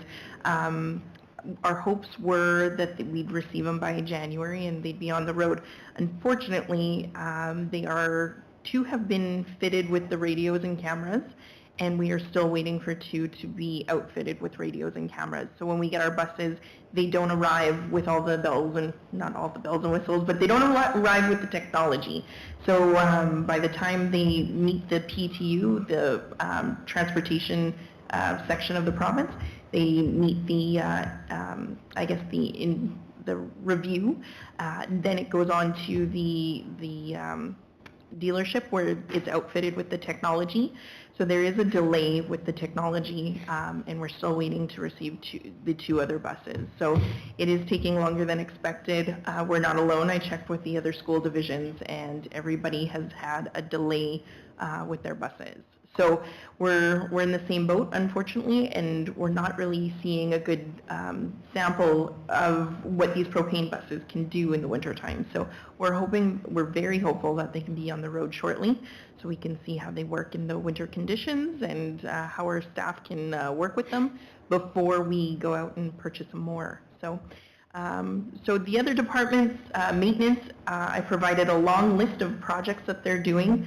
Modular classrooms, we were approved for Beausejour Earliers, Dougald, and Oakbank Elementary.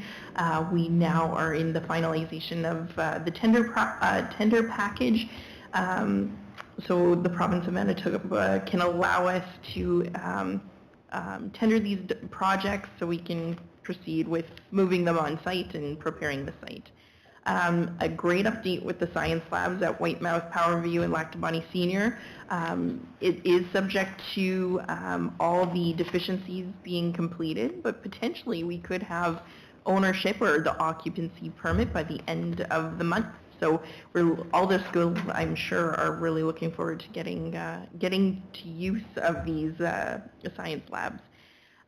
We are working with the province as well with SCI, the lab project. We have been advised that we can tender the consideration for future having the SCI lab as a future capital project.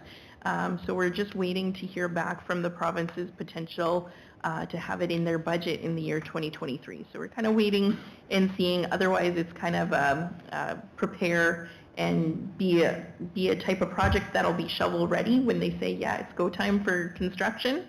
Then it's just a matter of waiting for them to give us the green light. Oakbank Elementary School, it's also another project that the province would like us to proceed with redoing the roof on that school. SCI and ESS, those projects are still underway. SCI is getting close to being finished, but still a September 2023 completion. Other things that we're looking at is another module classroom for SMS. The deadline was January 27th, so we're hoping to hear back from the province soon on that project. Another thing has been discussed is the Hazel Ridge School stair lift for the gymnasium. It's been on our 5-year capital for a number of years, and we did reach out to the province actually, recognizing that it's part of accessibility. We recognize that parents and grandparents have a hard time entering into the gymnasium because of the stairs. So we have reached out to the province just to remind them that it is on our capital plan, it is a high priority, and that we will be submitting this project again for the capital plan. So we're just kind of doing a gentle reminder that this is on there. And we're hoping to hear back from them at least with a future funding announcement. Other things that departments are doing, finance, we received a funding announcement from the province on February 2nd. From that point on, it's been a review or analysis of the funding information, ensuring that the student enrollment account is matching our numbers, and that the province is recording the categories correctly. We did find some discrepancies along with a couple other school divisions, so the province did reissue some documentation. So it's an interesting time, especially in the last couple of days, reviewing and comparing where we're at, and hopefully we'll have the total information package available for a February 23rd budget meeting to the public. Our ICT department just had a training session with staff on our last PD day on Friday. My understanding is it went over very well. I kind of sat in on the process. I didn't dive into it, but I saw a lot of good questions coming back and forth and great responses between the team reviewing and understanding what this new software can do. So we're looking forward to seeing the implementation for that. And otherwise, other general matters, just reminding everybody that February 23rd is our budget presentation, and we hope to see folks in the crowd. And if anybody has thoughts in the public that they'd want to reach out and suggest for budget purposes, they can feel free to email myself for their thoughts to be shared with the board. Thanks, Jody. Anybody have questions for Jody? So Jody, one question that I have is that I don't know if we asked you to do that, but do we know what the cost is, a ballpark cost for to do that lift in Hazel Ridge? Did we talk to you about doing or getting us an idea for that, or getting a ballpark for it? Because we're waiting on the province right now to say something to us, and I just don't know. Do you know anything like that? Yeah, I know there's some options that we are reviewing, but I know for that whole encompassing project, it is about $200,000 to $300,000, because it's not just putting a stair lift. There's some structural things that have to be moved and shifted, so it is quite costly. Thank you. Anyone else? Okay. Thank you. So let's move on. So board business 8.1 is a strategic plan. It is something that we said that we are going to keep on here until we've got one developed. We have some initial stages of us discussing, and then we also have it as one of our priorities with regard to future topics, so it'll stay on here. So thanks for keeping and reminding us about that. Monthly enrollment, Kath, did you want to address that? Just for information. Okay. Anyone, information, monthly enrollment? Okay. Student-specific data, student-specific plans data. Lars?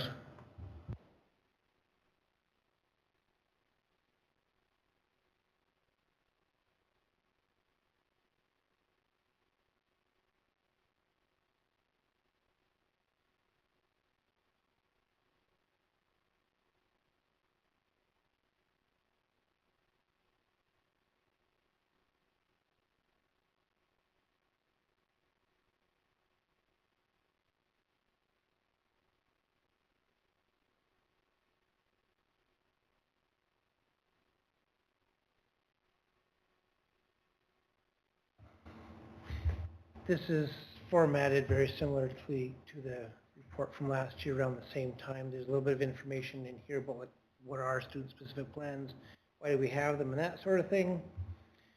So there are a variety of names around the province for what these plans are. Basically, any student-specific plan is a formal plan written for a student for a wide variety of things. In Sunrise, we have AEPs, CMPs, IEPs, ELAPs, and those will be explained in a couple of other slides. Personal transportation plans and individual healthcare plans, as well as some standardized healthcare plans. The ones that are most relevant to you will be the plans around education. So essentially the reason for any sort of student-specific plans are from legislation and Canadian Charter of Human Rights and Freedoms. It all filters down to what we're doing in schools. And in schools, teachers work with parents and their school teams to deliver education to kids. And when they're noticing kids are not meeting expected grade level outcomes, they try a whole variety of things and involve other supports.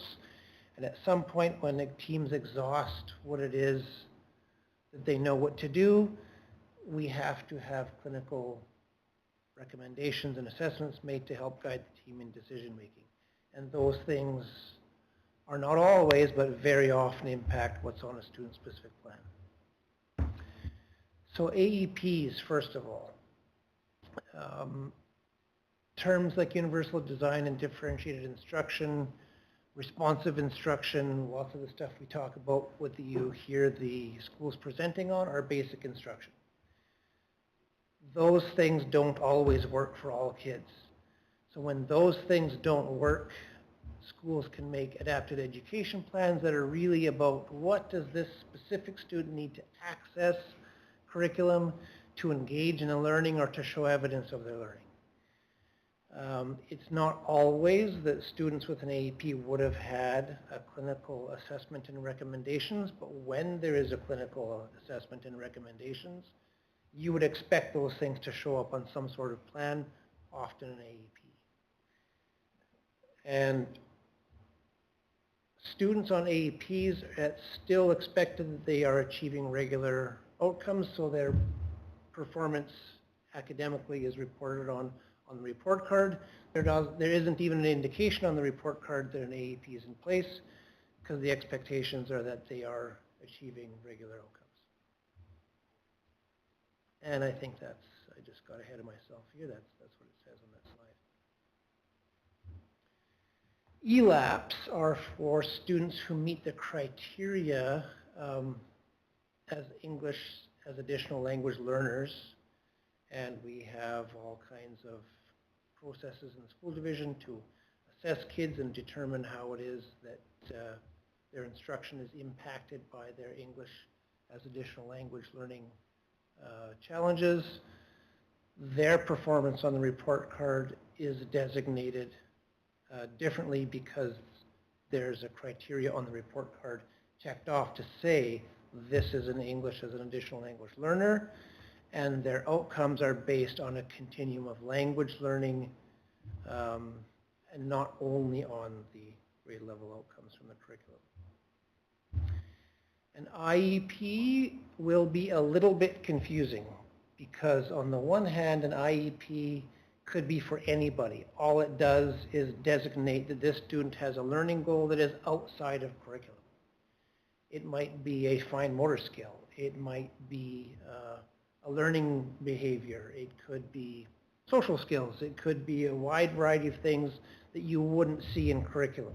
So any student could have an IEP. Later on, we're going to talk about individualized programming, which is different. So these students with an IEP could be involved in just regular programming. If they have an IEP, they have a goal. That goal is expected to be reported on all reporting periods. That isn't mandated across Manitoba, but in Sunrise, we believe it's inclusive that if we have goals on an IEP, we report on them at reporting periods. So that's our expectation in Sunrise. A CMP is a curriculum modification plan, and only students who qualify or to be entitled to those services can have that, and that has to involve an assessment by a psychologist. A school psychologist has to do an assessment that says, yes, we're allowed to make modifications to the curriculum for this student. Just because they're eligible for modifications does not mean they automatically have curriculum modified. It's always a course by course or a subject by subject decision by the team, including the parents, and when the kid is old enough, whenever possible, including the student, say like, is it reasonable that the student could meet enough of these outcomes from the course that they're just going to be reported on the regular report card? If the team decides this is not reasonable for this student, they're allowed to make modifications to the curriculum. And then that is designated currently on our report card. There are revisions underway with the province because it's quite confusing for staff. They would check off IEP. IEP is an old term that used to mean all of the plans. I believe the intent from the province in the future is to have it clearly designated as modified, but we're not there yet. This is the other use of the term IEP, and it refers to individualized programming. And again, this is where we have our school psychologists weighing in and doing an assessment to say this student qualifies to have individualized programming. So students who qualify for individualized programming, the vast majority of time, provincial curriculum is not necessarily appropriate or reasonable to expect for those students. They would have a significant cognitive disability and perhaps a variety of other challenges where their education and their time in school, the goals for our education and programming are designated on an IEP. They might attend classes, but there's no reason to enroll them in the class and report on them on the report card. The learning goals of the curriculum are not expected to be met. So the numbers, I've included some things here from the report from last year and just some general observations. We have 39 more IEPs in the division compared to this time last year. I added some detail to this. It would have been the same last year, but that includes AEPs that are designated as drafts or have not yet been signed by a parent. And the reason for that is that school teams might be considering making an AEP, so they do have some draft versions in Clever. When I search for them, I can filter out which ones are signed and which ones are draft and which ones are blanks.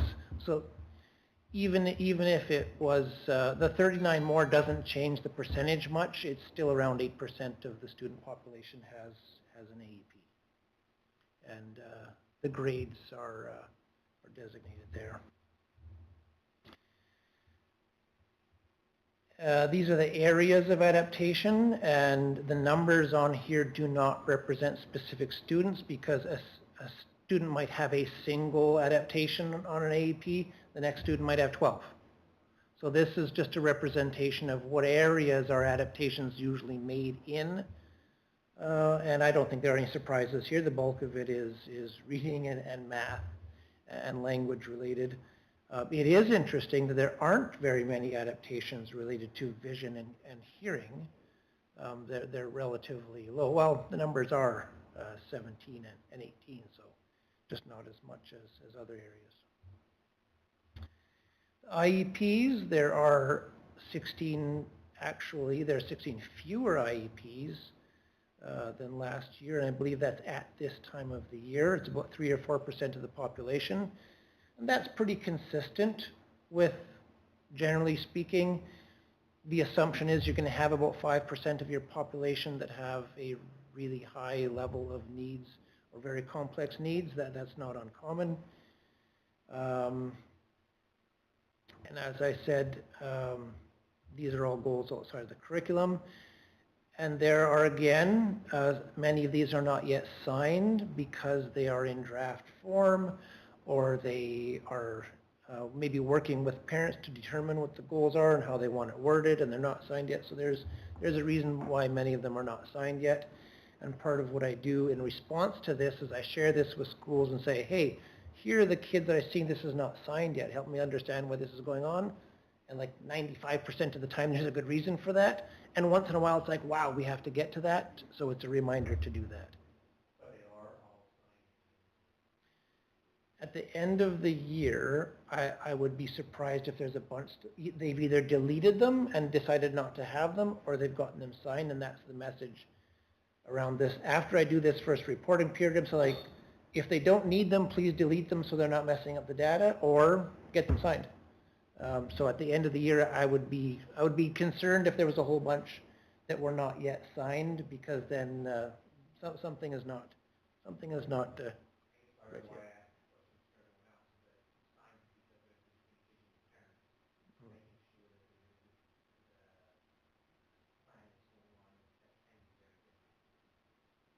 Technically, they're not official plans unless the parent has signed them. Unless a parent has signed it, it technically does not exist.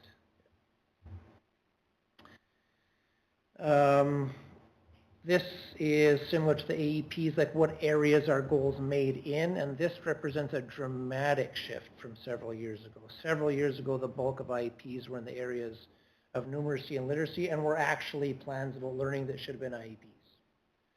We've seen a major shift towards like the independent living and communication. Those are things that reflect transition goals for kids that really should be the main things you see on IEPs. And literacy and numeracy, items on here would not represent curriculum learning. It's functional learning for kids that are probably on individualized programming. And most of the students have really only between 1 and 3 goals. To have an IEP with like 8 goals on it becomes really kind of not manageable. So we encourage them to have like some really core good goals that the team can work around and report on. These are the scores on IEPs, so that should go out on the reporting periods. And on the right-hand side in green, that's what the scores mean on IEPs, the 4-point scale. So you can see that there are some blank ones here, and that is in line with some of the IEPs in place are not signed in their drafts. So it makes sense that some of them are blank, but this is the very important thing I go back to schools with, say, are you sure that those kids were not supposed to be reported on? Because it would be the equivalent of, oh, we didn't send home report cards for these kids. So that's something that I pay a lot of attention to when sharing information with schools. The course modification data, this is a big increase, 23 more than the same time last year. Part of that is making modifications to curriculum is still considered new for grade 1 to 8. It used to be primarily only in high school, and about 3 years ago that's shifted, so that's still a shift where schools are learning about should we, shouldn't we, can we make modifications in early years. It may have something to do, the increase may have something to do with that. And there are significant implications to clinician time with this because schools cannot make modifications unless a school psychologist has done an assessment to say the student is entitled to those modifications. So in terms of priority lists and clinical services, schools have been asking more and more for assessments to, we need to know if we can make modifications for the student. And that is the general summary of the student-specific plans and existing data. Thanks, Lars. So I have one question, so which would tie into it. So right now, are there still schools waiting on assessments from psychologists to make modifications? Yeah, that's my question. I'm gathering that from schools right now to report about, because that was the question asked before. And I would say that broadly speaking, yes, schools are always waiting for what has to be determined is they know these kids need assessments or they're thinking about it and they need to consult with the clinician. But generally speaking, schools have kids who are waiting for clinical services. Okay, so let me ask this other question. You can consult with a clinician and a clinician can tell you yes or no about you going ahead and making modifications without a full... No, they would be consulting with, should we go ahead with a referral to do this assessment? And a clinician might say, well, hold on, there's a whole bunch of things we should try first before we get to an assessment. Any other questions for Lars? Trustee Nicol?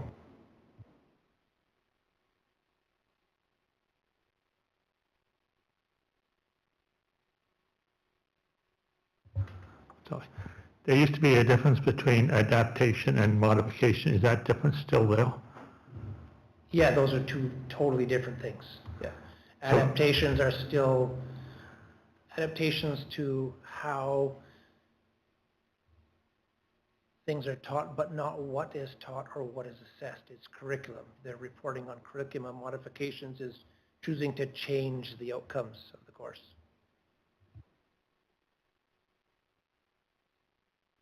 Anyone else? Lars, to me, this was great data for showing us to where things are. I appreciate it a lot. Way better than getting information about buses. So now that's just me. Nah, it's done. Yeah. Thanks very much. Okay, let's move on. We have 8.4, Be it resolved that the board approve in principle the Ecole Parview grade 6 to 8 students ski trip to Mississippi, March 19 to 21, subject to superintendent's final approval. I need a mover and a seconder. Moved by Trustee Dent, seconded by Trustee Rowan. Questions? Hearing none, we'll vote.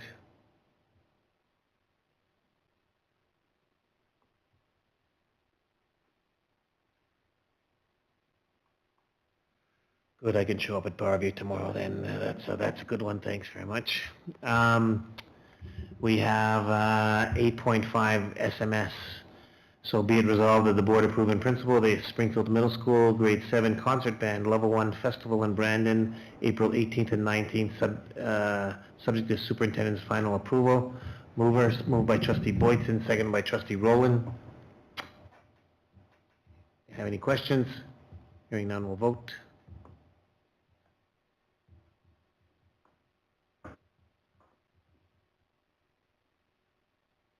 Thank you. Passed 8-0. 8.6 is a promissory note to the province. Be it resolved that the board approve the promissory note, LTPSO 586, for the sum of $282,900 as outlined for the capital projects: Ecole Edward Schreier wall replacement, Oak Bank Elementary electric Doug heaters replacement, roofing, re-roofing, and Springfield Collegiate Science Lab. Need a mover and a second. A move by Trustee Nicol, seconded by Trustee Dent. Questions to this? Hearing none, we'll vote.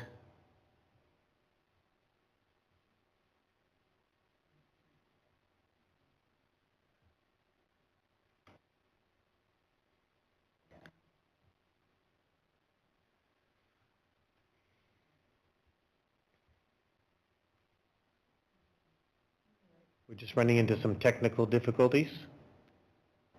I think I pushed the wrong button.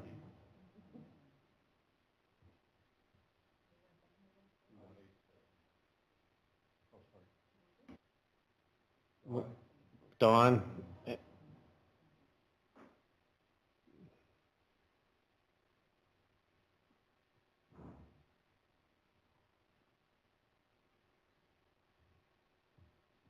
Passed 8-0, thank you. So, MSBA. So just before we get into this, at the MSBA convention, there is a trustee that holds the votes for the school division. It hasn't necessarily been, when I was the chair, I didn't hold the votes. I don't care to hold the votes now. So it can be anybody that we want to go ahead and appoint. Is there anybody that really wants to go ahead and do this?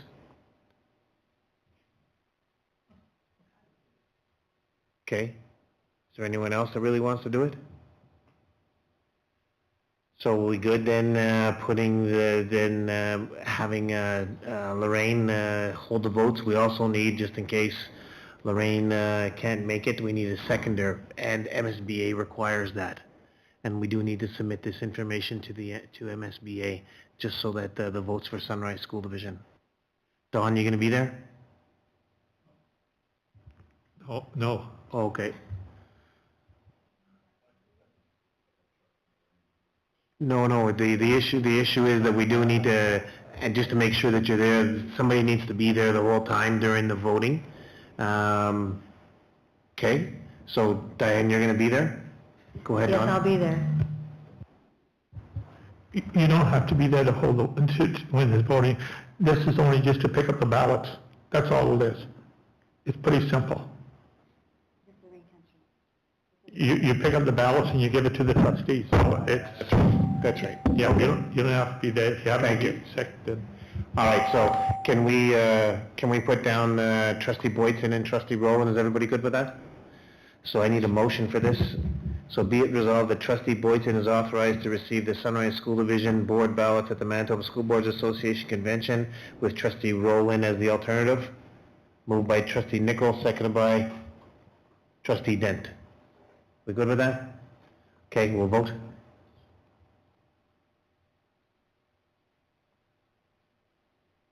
So then trustee Boytson, you're going to want to give out the ballots. I think that we are entitled to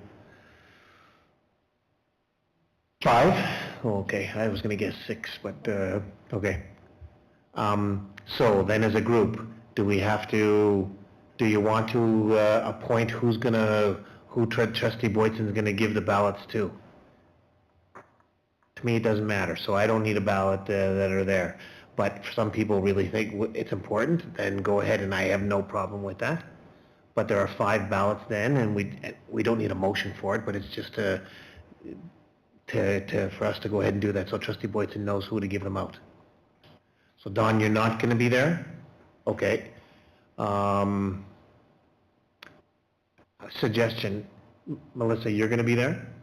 So Alicia, you're going to be there? It's all day Friday. Yeah.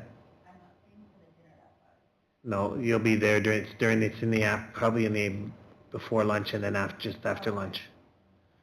So how about if, Dustin, are you going to be there for that? So how about if we give it to the 4 new people?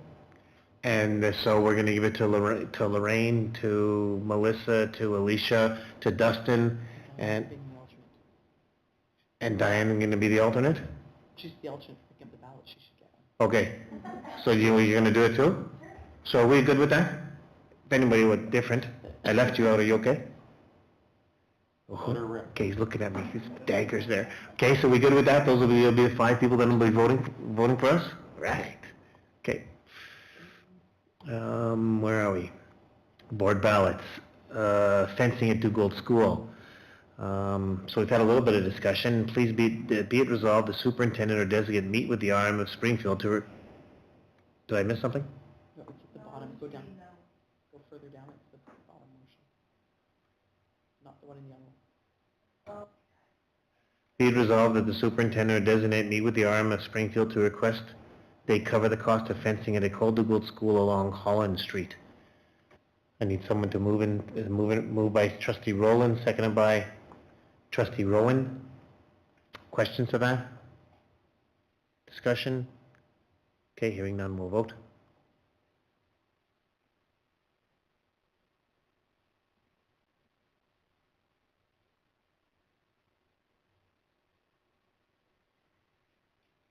Passed 8-0, thank you. Bus purchase report. Are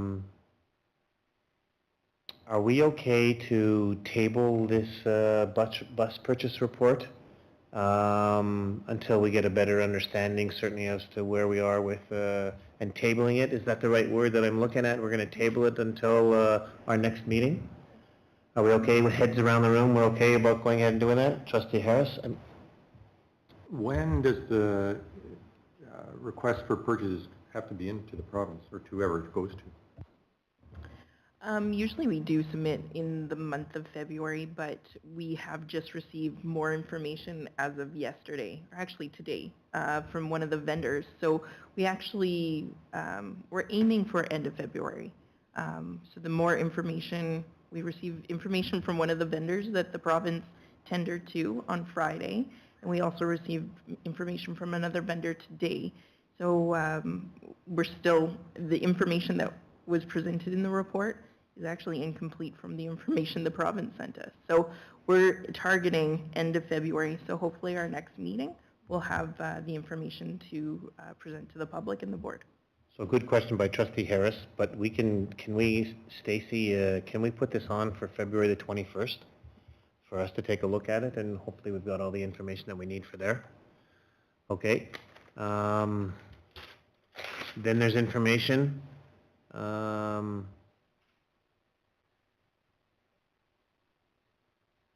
Trustee Boytson, you were the one that brought this forward. Do you want to talk a little bit about it? All the trustees received some information from a fellow in Oak Bank regarding the steel silica project. That information was sent out, I believe, a couple weeks ago. Then he did phone me on, I guess it was Friday, and just mentioned that, you know, maybe the school division would want to send somebody to represent the division to be present at some of these hearings that are going to be held across the William Steinbach, Beausejour, and Springfield, and because it could affect the water of our schools if the project goes through.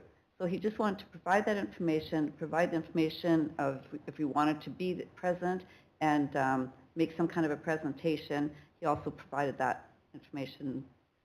He did phone me and said he was going to send it to me. I said, well, don't just send it to me, send it to all the trustees so we all get the same information. So that's kind of where it came from. So, discussion, comments?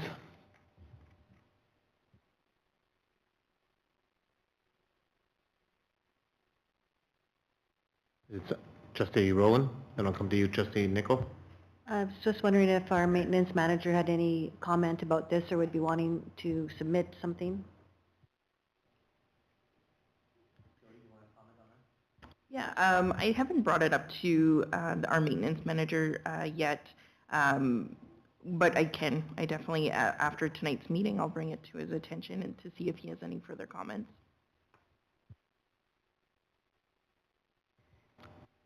Trustee Nickel? I think it's very hard to discuss this when you don't have both sides of it. I did spend 6 hours on that, so I think this is not going to be solved in a short time because you just can't look at one side without looking at the other side. There's a lot of technical stuff going on, and you can go on the internet and you'll find reams and reams of websites on this. So I would say that I won't say table it, but I don't think that we have time to discuss it tonight, especially there was nothing on here and then I think the meeting is before the next meeting anyway, so I don't think we can send a representative to make any kind of presentation.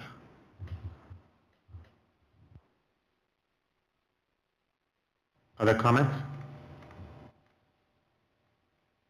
Trustee Boyton?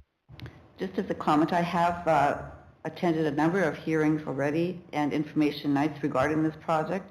I do plan, along with my husband, as a ratepayer and somebody who lives in the area and has some concerns about people coming onto my private property and drilling wells because I don't have control over that. They can go on anybody's private property and drill a well. So I will be attending some of these hearings and gather some information, whatever I can find out, and I can definitely bring it back just as a citizen, not so much as a trustee. However, it's probably not a bad idea. Jody, to have Derek look at it and come back to us with a comment about it. Whether he's aware of what's going on and whatnot. And if Trustee Boyton is going, that's great. But again, I think probably we should do a little bit of homework certainly on this to find out. Are we good about trying to get some information down from Derek and then see where we get to? Trustee Rowland? I'm just wondering, like, there's a deadline he's put to give our intention to provide a statement, and can we go ahead and just give that intention whether or not we follow through at the actual meeting with the report, just to show our intention before a cutoff, because we won't be meeting in time to submit an intention to provide information. Do you know what I mean, Lorraine? I guess it would just be like our board meetings. If you don't give anything in advance, you can't actually present, but anybody can attend and get information. You know, so maybe it wouldn't be a bad idea to at least have somebody present or attend. I'm not sure. I guess the question is, we're looking for information, right? I think that I'm not so sure that as a division we have to present there, but I think that we want to collect some or get some information, and whether, you know, Lorraine goes on behalf or we ask Derek to dig some information up. If there's enough with a warrant that comes back from maintenance and whatnot about us going ahead and needing to present something because of our water, right now we don't know, but I think that I think that's not a bad idea for us to get more informed on it, like you're talking about, Dawn. I'm not so sure that we're in any stage to go ahead and present anything, but I do think that we probably want to, I'm going to use the word, get smarter on it. Is that fair? Yeah? I'm going to go to Kathy and I'll come back to you. So I guess the piece that we don't have enough information about is if the information we have is that in order to be heard, we need to have our form in by February 13th. Whether we actually want to be heard or have anything to say, if we miss the deadline to put in a form saying, hey, we'd like to speak, then we may have missed that vote. So I wonder about the direction. Do we want to put in a form saying that the school division may indeed want to present. We don't know at this point in time. It gives us time to gather whatever information we might or might not want to, and then can say, nope, we're good. That makes sense to me. Makes sense to me is that let's keep our door open. If we don't keep our door open, then we can't be. Let's get smart on it. Let's keep the option open about us going and being able to present. We may never present, but let's go from there. Trustee Boyton? And the presentation could be as simple as, hey, we're here to get information because it could affect our school division. So okay about doing that is what Kathy talked about? We'll send in a form. We'll say that we're interested. We're interested about getting smarter, certainly, on it. Fair enough? Around the room? Good? Okay. Thank you for that. Thanks, Lorraine, for bringing that forward to us.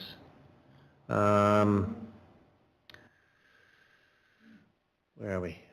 Committee reports. Okay, so the policy committee. This is you, Lorraine. So do you want to talk a little bit about policy? Well, there was a notice of motion that came forward at the last meeting for policy number 3, role of the board. So there is a motion that's coming forward, and I would move the motion if you want to read it, Paul. So be it resolved that the board amend policy number 3 to read, the board grants final approval of newly constructed schools and other division buildings and passes motions to approve any rented or leased spaces. So moved by Trustee Boyton, seconded by Trustee Smith. Any questions to this? Okay, hearing none, we'll vote.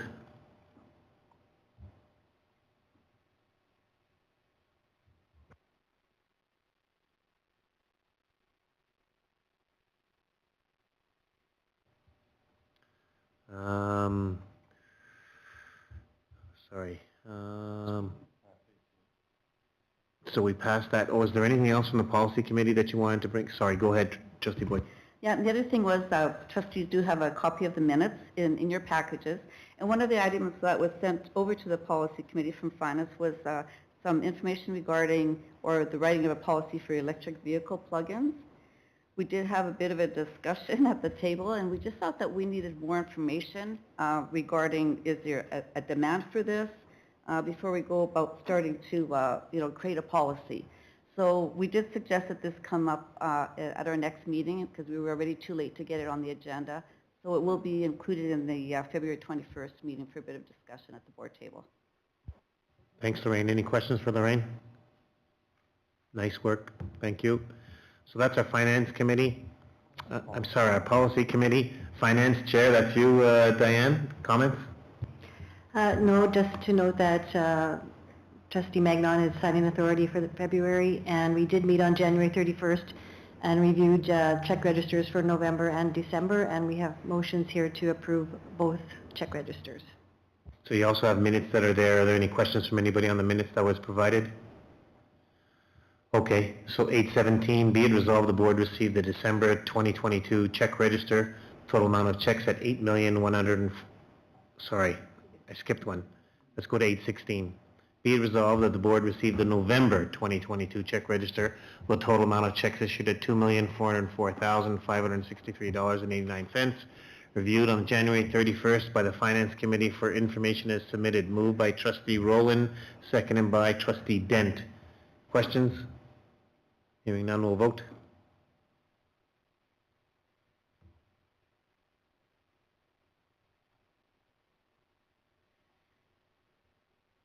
Passed 8-0, thank you. And the next one is, be it resolved that the board received the December check register with the total amount of checks at $8,148,537.55, reviewed on January 31st by the Finance Committee for information as submitted, moved by Trustee Rowland, seconded by Trustee Rowen. Any questions? Hearing none, we'll vote.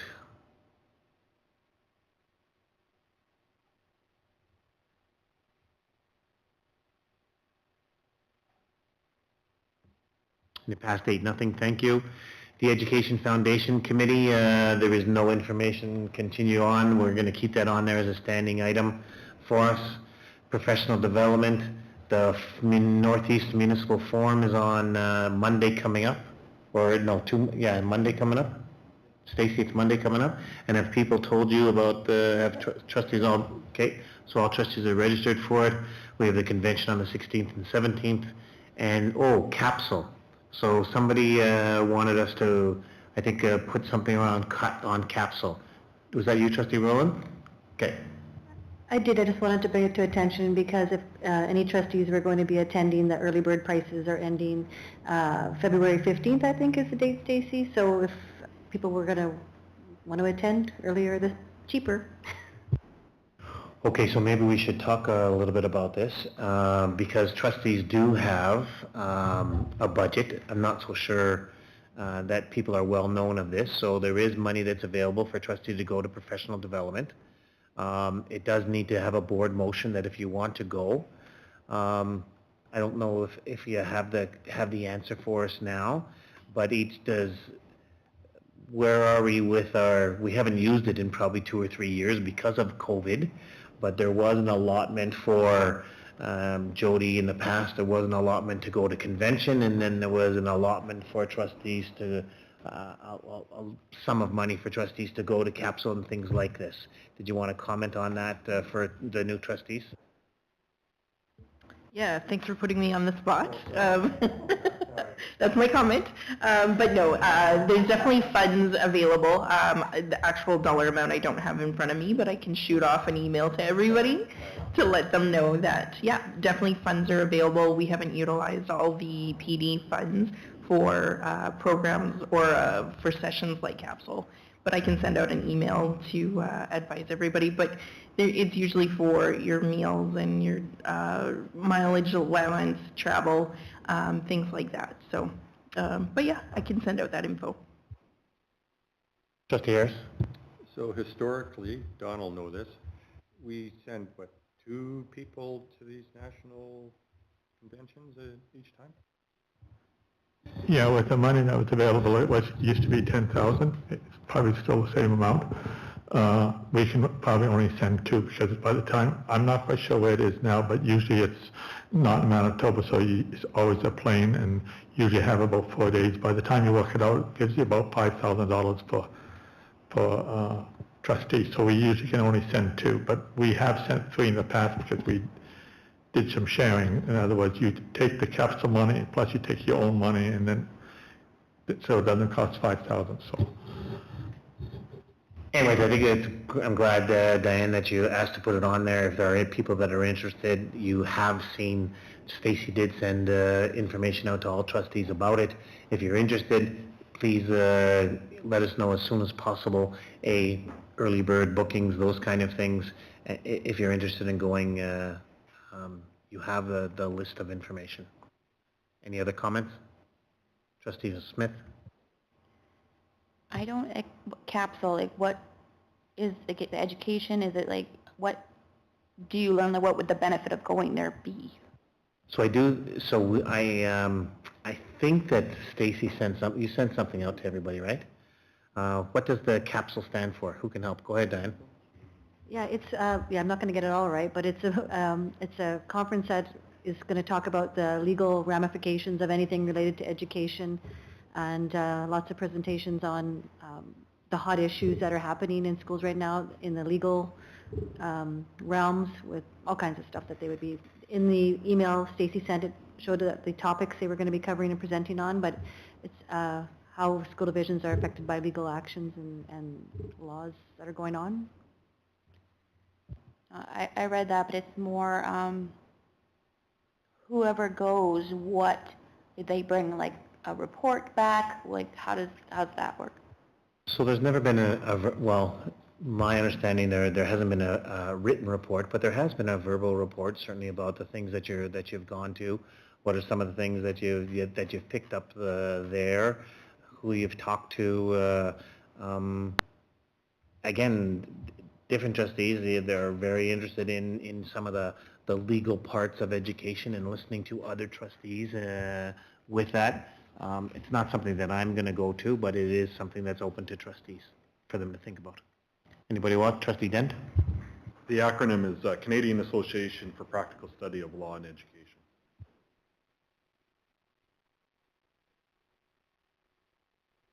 Go ahead. I think in the past there was an actual written report submitted, and I think our policy was changed to reflect that we expect written reports to come from people who do attend.